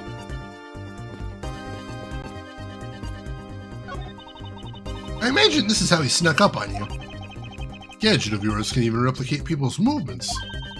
Well, it's used to playing heists, so of course it's got to be able to simulate the police. It's definitely very well made. Perhaps too well made. Maybe I should confiscate it after the investigation.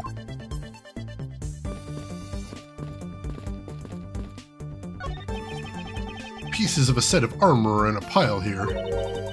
Why do you think they almost always have sets of armor inside haunted houses? I suppose this sort of interior design is meant to bring out a sense of the abnormalcy.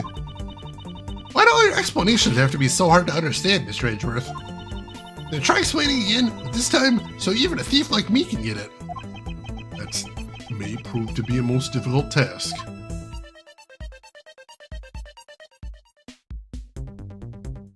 Earth 6969? Nice. Let's see. Did the different mirrors say anything different? Nope, they say the same thing when you examine any of the mirrors. Alright, what else have we got here? Alright, that just leaves us with this part. You didn't recreate the weapon. Well, I can't exactly recreate something I know nothing about. So tell me, what were you hit with? Attack came from behind, so I have no idea, but I doubt it was someone's bare hands. Okay, then where were you hit? I was hit on the right side of my head, just above the temple. There was a bit of blood, but it wasn't anything serious. Ouch! Sounds painful. Why are you smirking like that when you say it? It's just your imagination. Now, let's see. I wonder if there's anything in the hallway that could have been used as a weapon.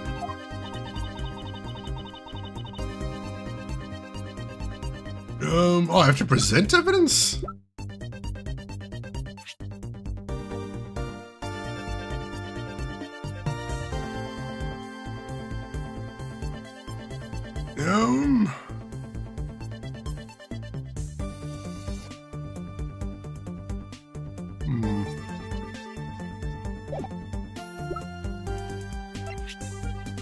There's two possibilities, but I'm going to guess this.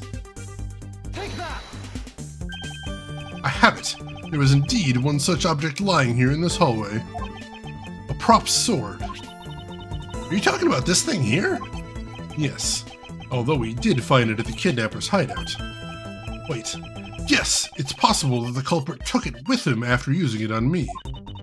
To leave no evidence behind, right? Correct. It may be worth a more thorough examination yet. Okay, so what test do you want to run on the sword? The culprit was wearing a costume at the time, so a fingerprint analysis is useless. Let's run a luminol test. It's possible that some of my blood found its way onto this. Agent Lang, may I ask for your cooperation in this matter? Like I have a choice. Sheena, call the lab boys. Understood.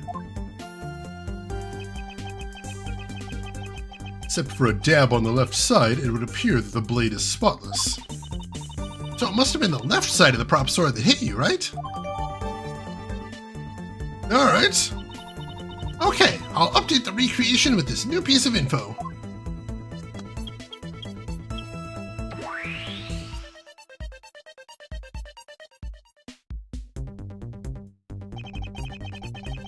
Alright.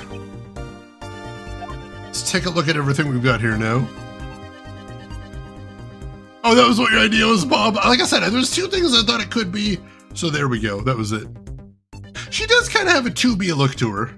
Especially the face, I think. Kiss her. Alright, let's save here. I've got another idea too, but I'm going to look around a little bit first. And in the next instant, this badger will swing his left arm, complete with weapon in hand.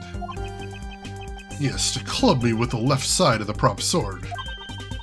Shall I recreate the moment of impact? I want to see the pained expression on your face. It's just fine the way it is. Wait, maybe not.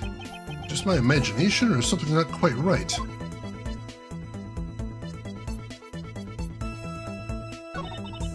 You know, the bad badger is pretty bad looking when you see him up close. Well, what did you expect from a character named the Bad Badger?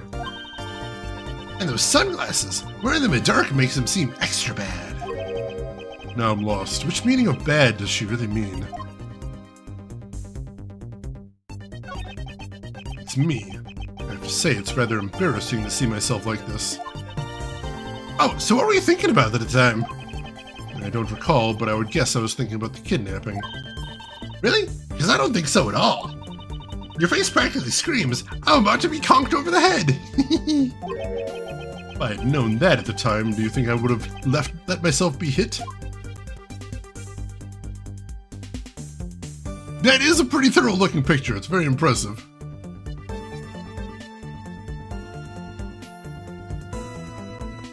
Alright, I don't see anything else to see in here.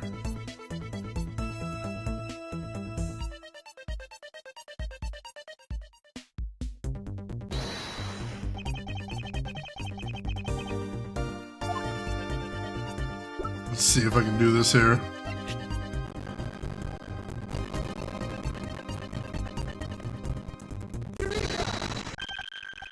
Finally, I found a clear contradiction of facts about this sword. Got a bit of crunch, thank you for letting me know. Luckily, we stopped on a part with no sound, so we can just chill here for a second. Thank you for letting me know, everybody. I would 100% watch that, Vaxie Man. That sounds amazing. Not only would Kay recreate the moment of the impact, but you'd save that to disk and then watch it back later. For entertainment. Show it to all of her friends. Somebody conked the audio, but who, Emperor? Who could have done this? Who had access to my audio cables at exactly this moment? So many mysteries. Me, Emperor, do you have any proof? Where's your proof? You can't just make conjecture. Look here, Gumshoe. You can see the exact frame when Mr. Edgeworth's head breaks. It's kind of a no moment. Very impressive. Oh my god. We're so close to the end of this mystery. This one's been really tough at the end. Lots and lots of stuff going on here. I got you there. Excellent. I get away scot-free. I mean, what?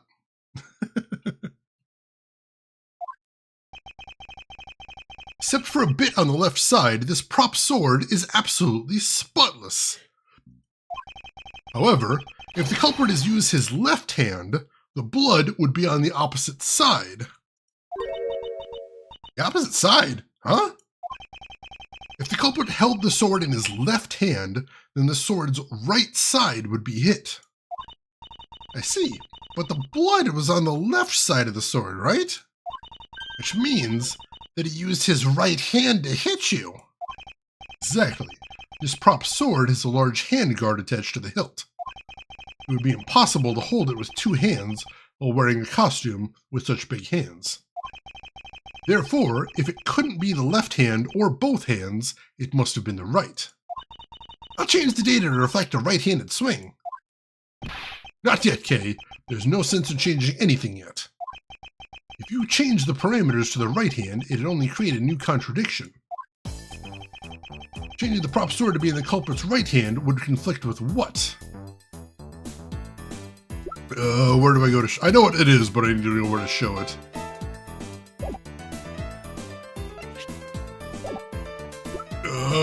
Do we just show the badger picture again? I think we just show the badger picture again. Take that! The bad badger already holds a gun in his right hand, so he can't hold a sword in addition. Hey, that's right! Then what now? If it wasn't in his left or his right hand, it means that like Zorro, he was holding the sword in his mouth to re-sword style. Oh, no, sorry. It means that the one who struck me could not have been the bad badger. Are you paying attention, Lance? Mr. Deacon could not have been the one who struck me, which leaves only you as our primary suspect.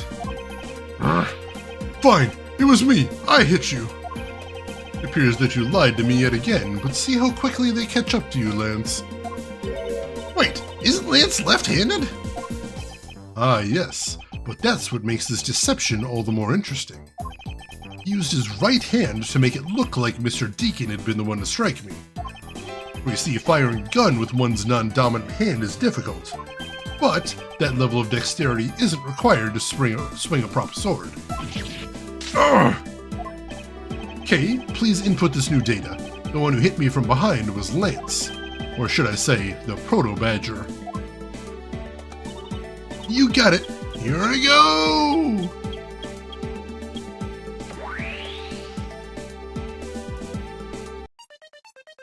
God, that's terrifying. Now we have a faithful recreation of the situation around the attack on me. Alright, all we have to do is examine this new recreation and... Ha ha ha ha! And what exactly is so funny, Agent Lang? That amusing little gadget sure packs a punch, right, Sheena? Yes, it was all I could do to hold my laughter in. Hey, don't make fun of little thief, you mean old werewolf! You and Mr. Edgeworth bring out the best in each other. You've had your little fun, but now it's my turn. I've sat quietly by, listening. But the crude conclusions you two keep spewing don't whet this wolf's appetite. There's no guarantee that your toy will always show the real situation at any given time. All it displays is whatever information you put in there, right? Well, when you put it that way, your suppositions are wrong. It's not your fault, so I'm going to let you in on this. There's a trick to this haunted house. And what might that be exactly? A trick beyond what your tiny imagination can produce. Sheena! Here you are. Now then, what you missed, girlie, is written right here in the pamphlet. The 7 Wonders of the Haunted House. Disappearing Badger? What is this? I'd say that someone around here is fond of theatrics. And as you can see, they set a doll down at the end of the hallway for that purpose. Basically, the blue badger you saw was just a stupid doll.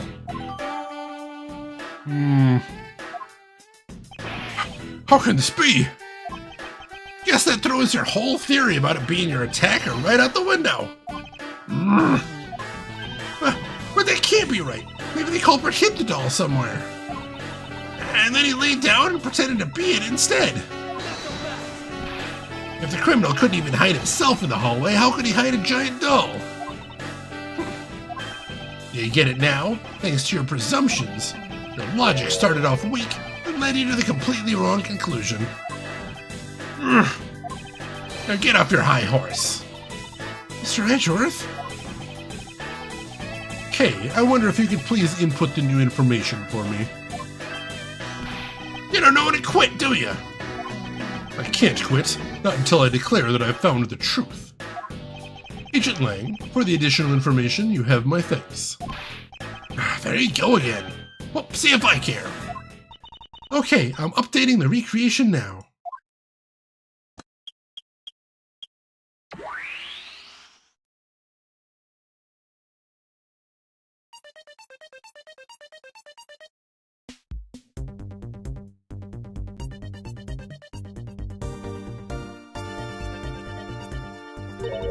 That looks really weird. Look at how it changes from the blue badger into the proto badger all of a sudden. If the slumped over badger was just a doll, where was my attacker hiding? Well, that's what we're gonna find out, right? So come on, Mr. Edgeworth, let's go! Yes, let's. This recreation can't be right, which means there must be a contradiction somewhere. I've actually got an idea about this, but let's see if I can figure out a way to prove it. I'm gonna save first thing.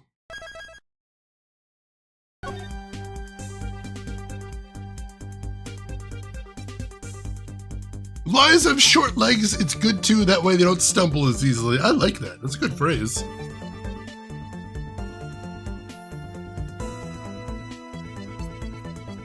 Let's see, hey Saturn! I'm doing well, how about yourself, Saturn? How's everything going with you?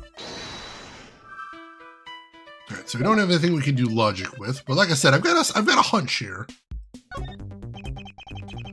Won't rest until I've inspected every suspicious-looking nook and cranny. This blue badger is just a doll for use in this haunted house. I bet the one who killed this blue badger was the bad badger, right? According to the Blue Badger Bible, it says that they are each other's worst enemy. All because one's an ally of justice and the other's a vile criminal with a gun? Perhaps they were just destined to battle each other. Much like the Steel Samurai and the Evil Magistrate.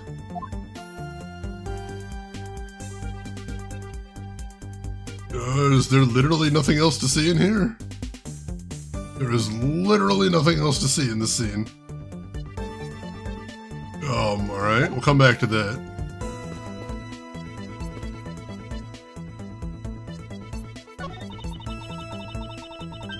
Alright, we already heard that, so that didn't change.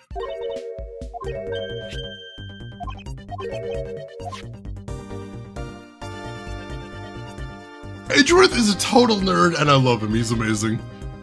Also, Segaraptor, I don't think I said hello to you. How are you doing today, Segaraptor? Yeah, Proto Badger's terrifying, those black eyes. What the heck? Alright. Proto Badger creepypasta. Oh, nice! Congratulations, Saturn. Let me make sure there's literally nothing here except the doll. There's literally nothing here except the doll. Make sure there isn't anything else to see here. Let's check the organizer. What do we got here?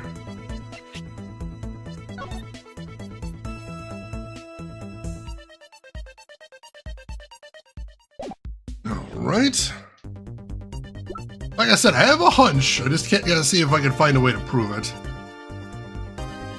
Secret after... God, that'd be freakish. Let's see.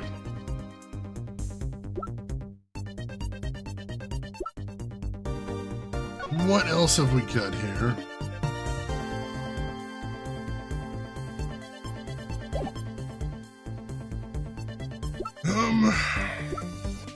Oh, I like how they updated this one to show who is wearing what costume. That's pretty awesome.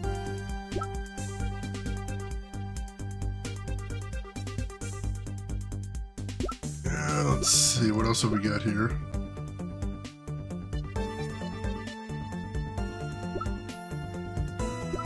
That's not that there. Let that luminol stay in there. That isn't necessary right now.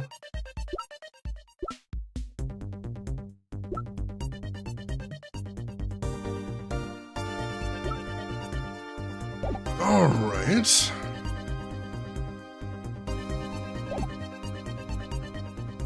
I've got a theory here. We're gonna have to test it.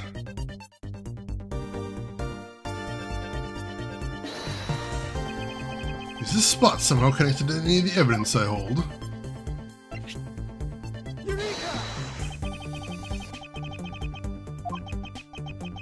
Oh, no, I got it wrong. Dang it! Oh!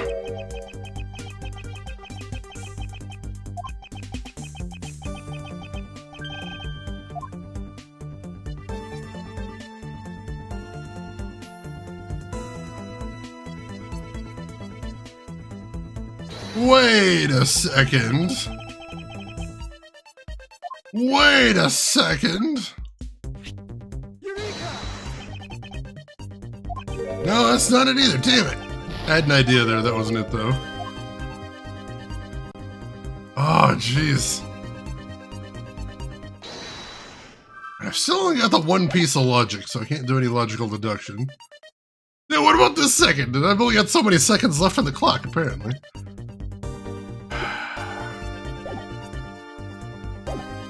Alright, is there anything else I can do in here? This is where the Proto-Badger shows up in our recreation. Yes, now the question is, where did he come from? Yeah, but there's no place to hide in our current model. Must be an inconsistency somewhere.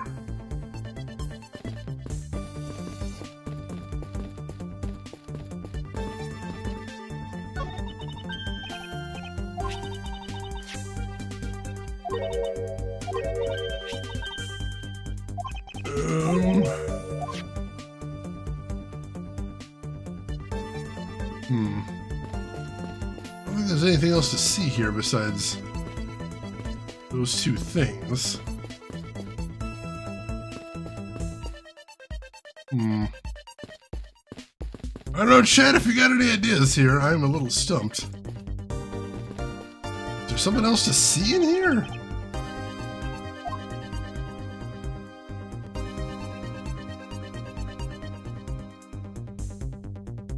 There just doesn't seem to be anything else to see in this scene except the Badger himself. Liaison, you got a hint? What do you think? Or actually, Ed, you're first. Ed, what's your hint? Let's hear that first. We'll do Ed, then Liaison, then Bob.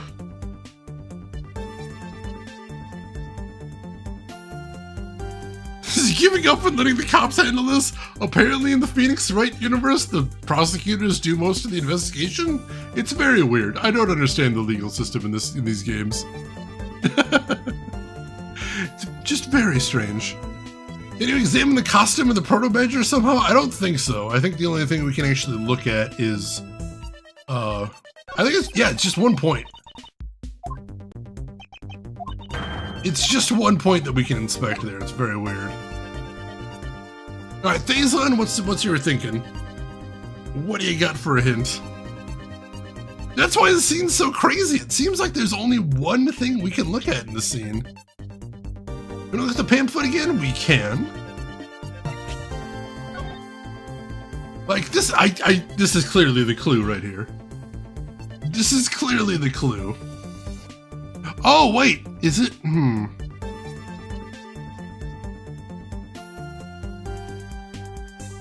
suspect Badger can be linked with Badge. That is very close. Oh, the Badger pamphlet? You can look at the Badger pamphlet as well.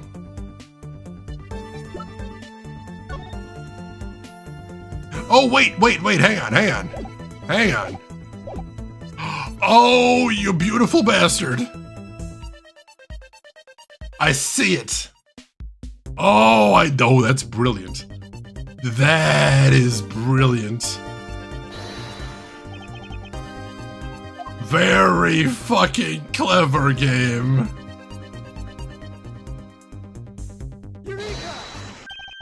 Hold on a second here. There's something wrong with this blue Badger. Huh? Like what? The way the belt is on him is the opposite of how it should be. Did you make a mistake? That can't be. I inputted the image data exactly as it is in the pamphlet. Then why is the blue Badger dressed up in reverse? Now we're getting somewhere. Save again, even though I've got like 1 HP now.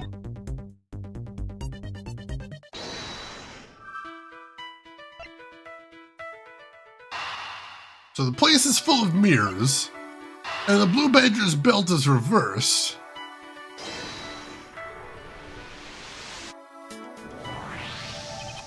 Kay, do you remember what you said earlier? What I said earlier about what? About how this building might as well have been a house of mirrors. House of mirrors? Oh! That would explain the reverse or mirror image. Yes, this blue Badger might be nothing more than a reflected image of a real one. Then was the blue Badger you saw just a reflection? When I looked down this hall, I thought it was perfectly straight. However, if there was a mirror... Oh! Then it would actually form an L shape, right? Precisely. I was deceived. The hallway was almost pitch black, and there was a beam in the way that obstructed my view of the other hallway. Wait, but why build this place like that? Sounds pretty pointless to me. Kay, this house is just another attraction at an amusement park. They created a mirror wall for a very specific purpose, one that I can point out to you. This was the reason they built a mirror wall. As it's written in the pamphlet, the main draw of this attraction is the mystery of the disappearing Badger. You mean they built the mirror for that trick alone? But you said you saw the Badger, so it was definitely still there. That was true at the time. However, doing this allows someone to make the blue Badger disappear in a flash.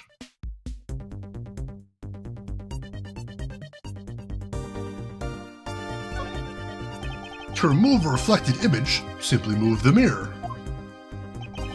First, the mirror was constructed so that it could be moved. Then, beyond where the mirror was, an empty hallway had to be created. Oh, so when they wanted people to see the blue Badger, they'd open the mirror. And when they wanted to hide it, they simply had to close it again. This explains why the other side of those fragments have a design on them. Ah, and if the pattern is the same as the other walls in the hallway, then when the mirror is closed, it would blend in with the rest of the walls. This is the mirror trick that this haunted house employs. And this also proves the existence of a hiding place for the culprit. Huh? How so? Think about it, Kay. There was a place that was outside of my field of vision. The culprit kept out of sight by hiding here. There was a very large blind spot, one I could not see beyond, and it was here. If my assailant hid on the other side of the movable mirror, then you wouldn't be able to see him. You didn't even need to do anything to the blue Badger doll. Exactly. All he had to do was wait for me on the other side of the mirror. Wait, hold on. I just thought of something. Yes? Well, shouldn't the mirror wall be broken right now in reality? Since we have a few shards of it, we can probably assume it is. Yes, it most definitely is broken. Question is, when was it broken? We found these inside the victim's costume. That would mean that the victim was there when the mirror was broken. Wait, sound. Leave the money and go, now.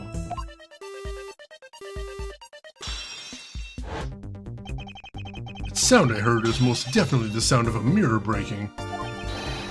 Kay, I'd like you to input some new information. Ah! Don't scare me like that!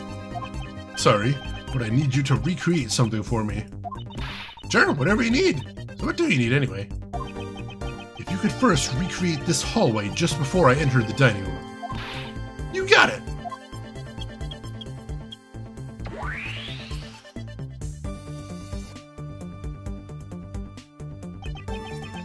Now this, I believe this is how it was right before I entered the dining room. Although at the time I thought it was but a single straight hallway. And then I went inside. It was around then that I heard the sound of a mirror shattering. You heard what?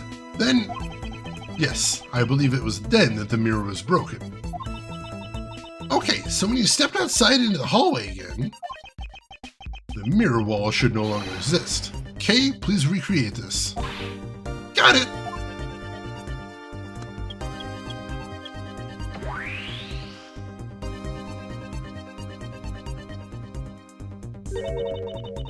Wait, but with the mirror gone, the culprit loses his hiding spot.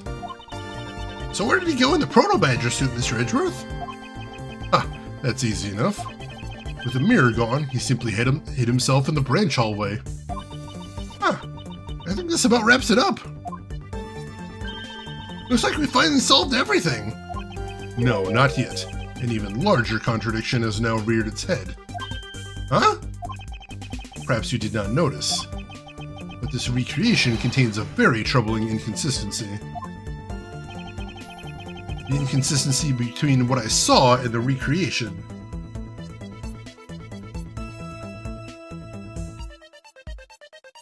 Was it right here, I think? Let me get caught up on chat right here.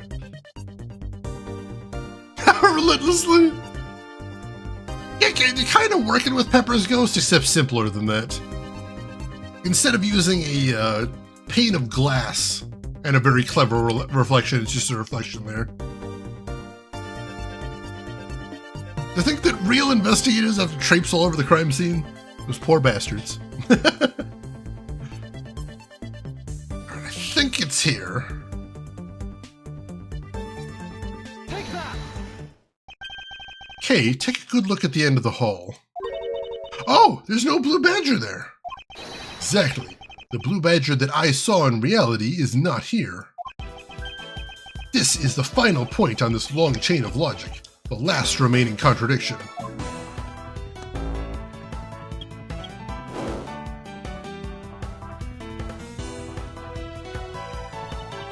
So let me get this straight.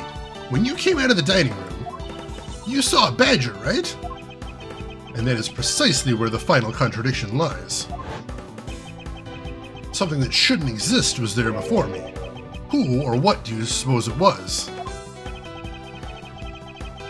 I believe this is the real identity of our mystery badger.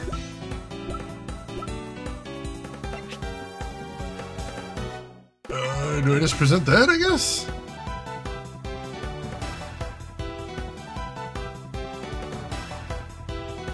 I think this is what we present.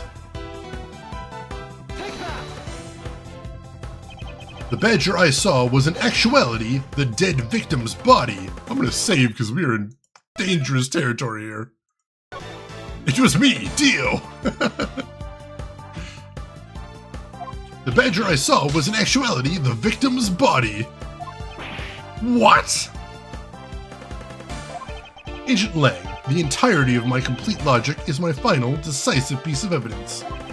The murder happened in the hallway of the haunted house at the time of the drop-off. And you can consider the moment I heard the mirror breaking to be the real time of death for Mr. Deacon. No! Maybe it was due to their fighting, or perhaps it was the real life-shattering bullet. But no matter what the cause was, the hallway mirror was broken. Ah! You were in the house at the time, right? Are you telling me that you missed the sound of a gunshot? There were a variety of sound effects playing at the time. All for theatrics, I assume. The gunshot must have blended right in. Arrgh! Now then, I'd like you to recall something for me. Who was it that was with the victim at the haunted house? Who was the one who had the opportunity to rob the victim of his gun and use it on him? It was you, Lance Amano.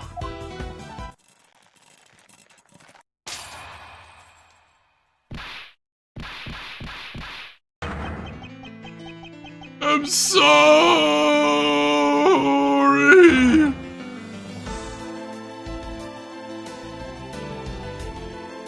We broke those cuffs. It's not like I had a choice. Oliver turned on me all of a sudden. He snapped and turned violent right after I hung up with you.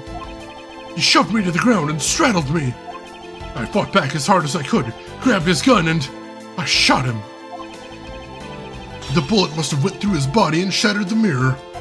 If I hadn't taken his gun and shot him first, I would have been the one you found. He's a hardened criminal. He escaped from jail. See, that's justified self-defense. My boy was only trying to protect himself. That remains to be seen, and will have to be resolved in court. Agent Lang, I leave the rest up to you. Heh, as if you were the one in charge around here. Guys, arrest these two and get them out of my sight. Wait, I had nothing to do with the murder. The only person you should be arresting is Lance. Dad? Sorry, but you're not slipping away that easily, Mr. Murdis Amano. You tampered with the evidence so you could cover for your son. What a great dad you are, willing to risk it all. Truly touching. Is this the first time in Ace Attorney history someone's getting in trouble for evidence tampering? Oh, this is a banner day then, shit. We need to celebrate.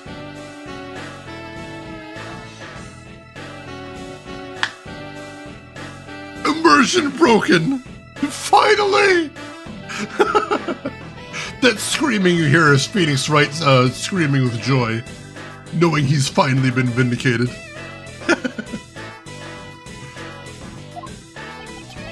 By the way, do you know why I'm really here? And how could I possibly know the answer to such an asinine question? You ruined me. I came all this way from across the sea just to see you, you know? Came to see me? What's that supposed to mean? I have a few things to ask you, Mr. Amano, about a case from 10 years ago. 10 years ago is the same time frame as, Binder Zero from the first case. The one that somebody stole some files out of. Case from 10 years ago. Oh, what's the name that you used here for that case? Sheena! It's known as the KG-8 incident. Yeah, that's the one! That's the thing from Binder Zero. KG-8 incident. Oh, so you remember it. Good. Then you'll recall that the trigger in that case was the Amano Group scandal. Specifically, the charge of an international smuggling ring. Smuggling? Where's that word again?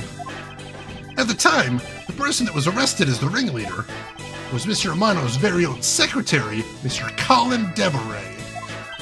Huh? Father?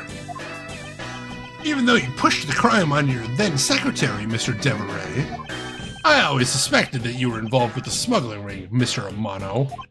Mr. Deveray was arrested in place of you. Which is why when he broke out, you hid him from the police, right? You hid him in exchange for his silence on your dirty little secret. Now. Just calm down. Oops. I think that was Groshin that had a held comment there. I meant to hit allow and hit the wrong thing. Sorry about that, Groshin. Misclicked. Hey, Valkos, welcome in. How are you doing today?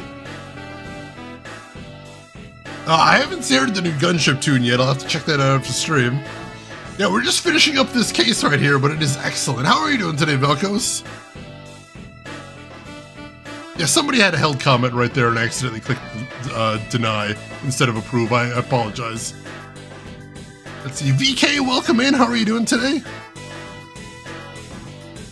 Actually, I think if somebody wants to try sending that comment again, I might be able to hit apply, I think. Or approve, possibly. Ace Attorney does love its cold cases that come back because they weren't correctly solved. I mean, in general, Ace Attorney loves the, Ace Attorney loves the trope of, what do you call it? Just basically the wrong man being prosecuted and,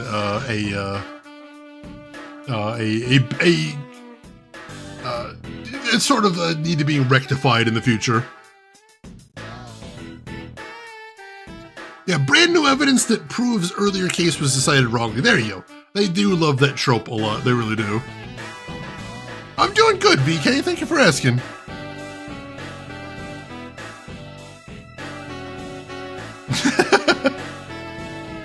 Yeah, that was the one that got tagged. I meant to hit allow, but I hit deny instead. I apologize.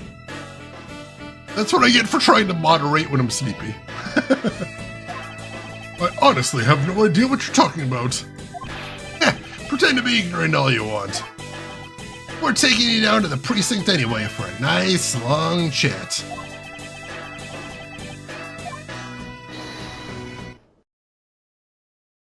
What the? Who the heck was that? I'll take him down to the precinct if you don't mind. And who the heck are you? I'm Jacques Sportsman, and I'm the prosecutor in charge of this case. Oh, Jacques! Thank goodness you're here! Don't jerk me around! This is an Interpol case, so keep your paws off my suspect! Sorry, but I can't comply. I've got the backing of the prosecutor's office. Whoa! Alright, that's happening on my end. Hang on. Alright, that FPS problem was happening in the emulator itself. That's super weird.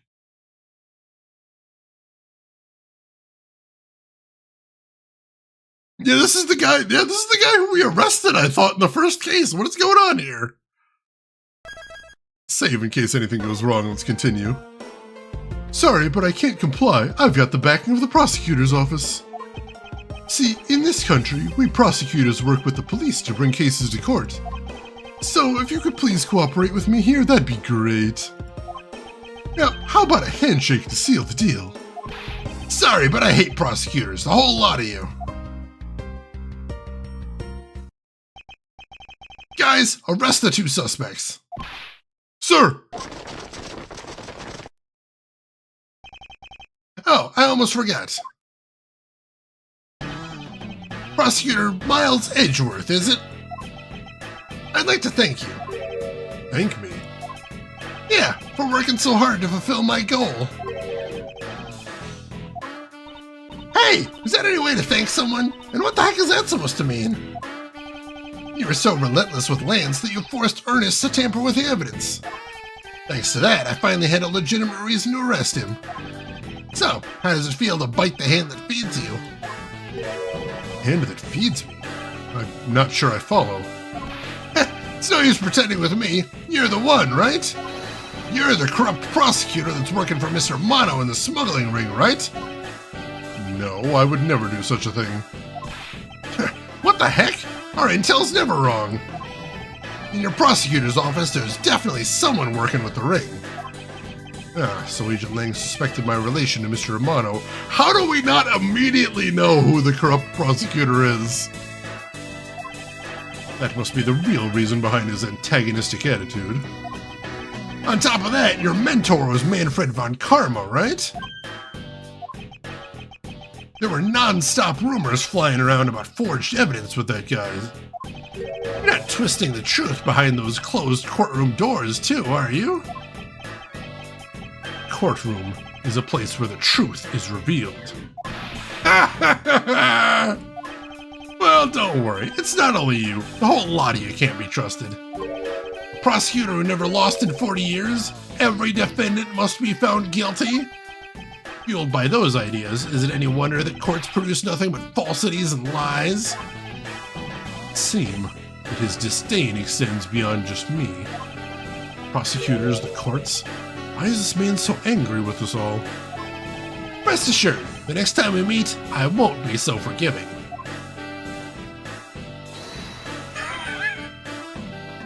So don't you forget it. Please, wait. Agent Shina. Why does Agent Lang hate all prosecutors so? Lang is the head of the long-honored House of Lang in Zenfa. The heads of all police-related divisions in that country were of Lang blood. Were? What do you mean by that? Aren't they still? They were revered, but that was long ago. They don't hold that sort of sway anymore. And it was all because of the courts. How could that be? The prosecutor once withheld and tampered with evidence one of the Lang detectives found. That evidence's purity was tarnished, and it cost the Lang family its honor and trust.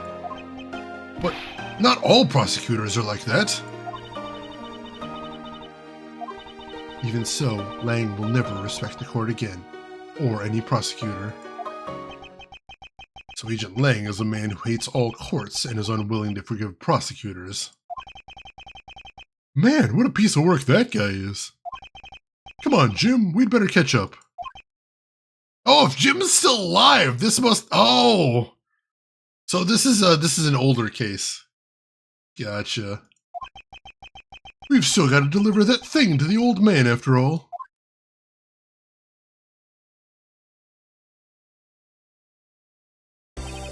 Detective Gumshoe. I believe it's time we wrapped up and headed home ourselves. Yeah, you going home too, Mr. Edgeworth? No, I've done nothing but be entangled in one mess after another since my return. It's all right with you. Can you drop me off at my office? No problem, sir. Excuse me. Yes? What is it? Thank you very much. Ah, it's okay. No need to thank me, pal. Just doing my job as a detective. I guess I was fooled pretty badly by Lance. Oh, cruel fate! What's a woman to do when she's been hurt by the one she loves? And to think I never realized my father was right there. I never said anything to him. I knew it. I'm a failure. Ah, there she goes again, talking to herself. Ms. Pops, I wonder if you know why your father participated in the kidnapping. We're safe here. Let me get caught up on chat here. Six-fingered prosecutor once killed your father. Prosecutor gave him a copy of Illbleed. How dare he? Courtroom killed my brother. Oh my god. So it looks like this happened just now? I don't know, I'm still trying to figure out the timeline. So this is before case 1. Edgeworth went... Oh, alright. So Edgeworth went straight from the airport to here. Alright, so it's the plane case, then the case in Edgeworth's office. Or no, the plane case, then the case here, then the case in Edgeworth's office. Alright, gotcha. She was still part of the fake kidnapping plot, but I don't know if anybody can press charges at this point since they're all going to jail. Hey, Ferocia! Welcome in, Ferocia. How are you doing today? How was your stream? What were you playing? Tell me everything. And for anybody that doesn't know me, my name is Shane. That's Shane's Games. I play the obscure, the unusual, and the nostalgic. And today we are playing Ace Attorney Investigations Miles Edgeworth. Originally for the DS, I am playing the Android remaster. And if anybody here is not following Ferocia, please jump on that. She's a fantastic streamer. She plays a lot of multiplayer games. She plays some horror games. A couple of surprises as well. There's a very interesting variety over there. She's the one that introduced me to that Newsroom FMV game that's name escapes me at the moment. And also, she's just hilarious to hang out with. Hangs out with a lot of cool other folks, too. It's a good time over there. So make sure you click that link. Give her a follow. Check her out next time she's live. You're going to enjoy hanging out over there. Let's see. Not for broadcast. Yes.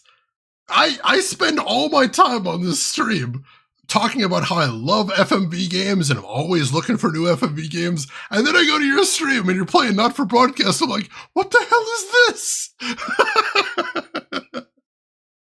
So I got to thank you for that. That game was amazing. Holy crap. Oh my goodness, thank you so much for dropping by, Ferocian, for bringing your community by. I hope you had an awesome stream. Glad to see you, as always. Friendship! Not for Broadcast was so good. What a wild thing. Hey, Fado, welcome in. Oh, this game is one of your favorites? I've never played it before, but I've had a great time with it. We're right at the end of the third case of the game out of 5. So we're just wrapping up loose ends at this point. Let's see, I wonder if you know why your father participated in the kidnapping. No, I have no idea. Your father died while he was trying to stop Lance, which means that from the beginning he had no interest in the staged self-abduction. Oh, wait, then why did he? I believe it was because of your presence, Ms. Pops. Me? Lance realized that the two of you were related, which is why he used you as a hostage to coerce Mr. Deveray into cooperating. Alright, Ferocia! Have a good time taking the pup out? Hopefully he's well behaved. Father! As a felon, he could not tell you of his real relationship to you. However, as the Amano family butler, at the very least he was able to watch over you. It was all he could do, but that was the shape of his overflowing love for you. Go on, speak your mind. That is... Thank you very much. You're welcome. Although, there is no need to thank me. Ah, no, Lauren, stop! I mean, this man's so much older than you.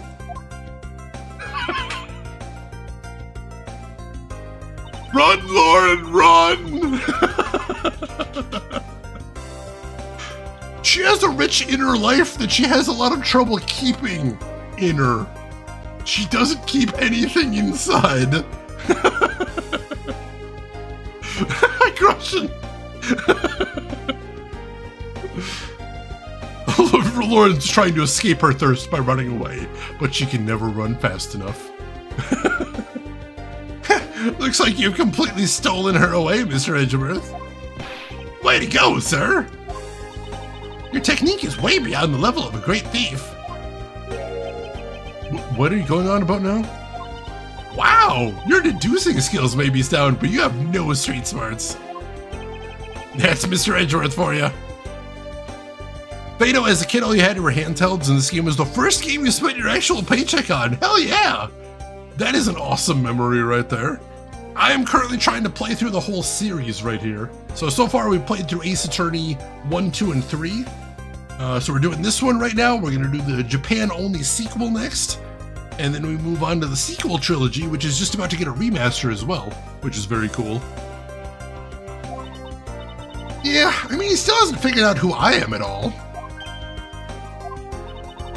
If you haven't remembered in all this time, I guess I'm just going to have to say it. This isn't the first time we've met, you know. What do you mean, pal? Mr. Edgeworth, how do you know this girl? Huh. Looks like you totally forgot me too, Gummy. Gummy?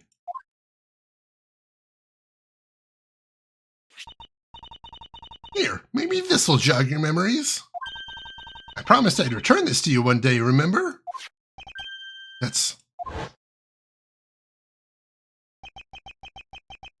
That single piece of cloth took me back, far into my past. To that fateful day 7 years ago, when I first met the then child Kay and Detective Gumshoe. Alright, looks like we're doing another flashback case after this one. They are all in on the time fuckery, holy shit.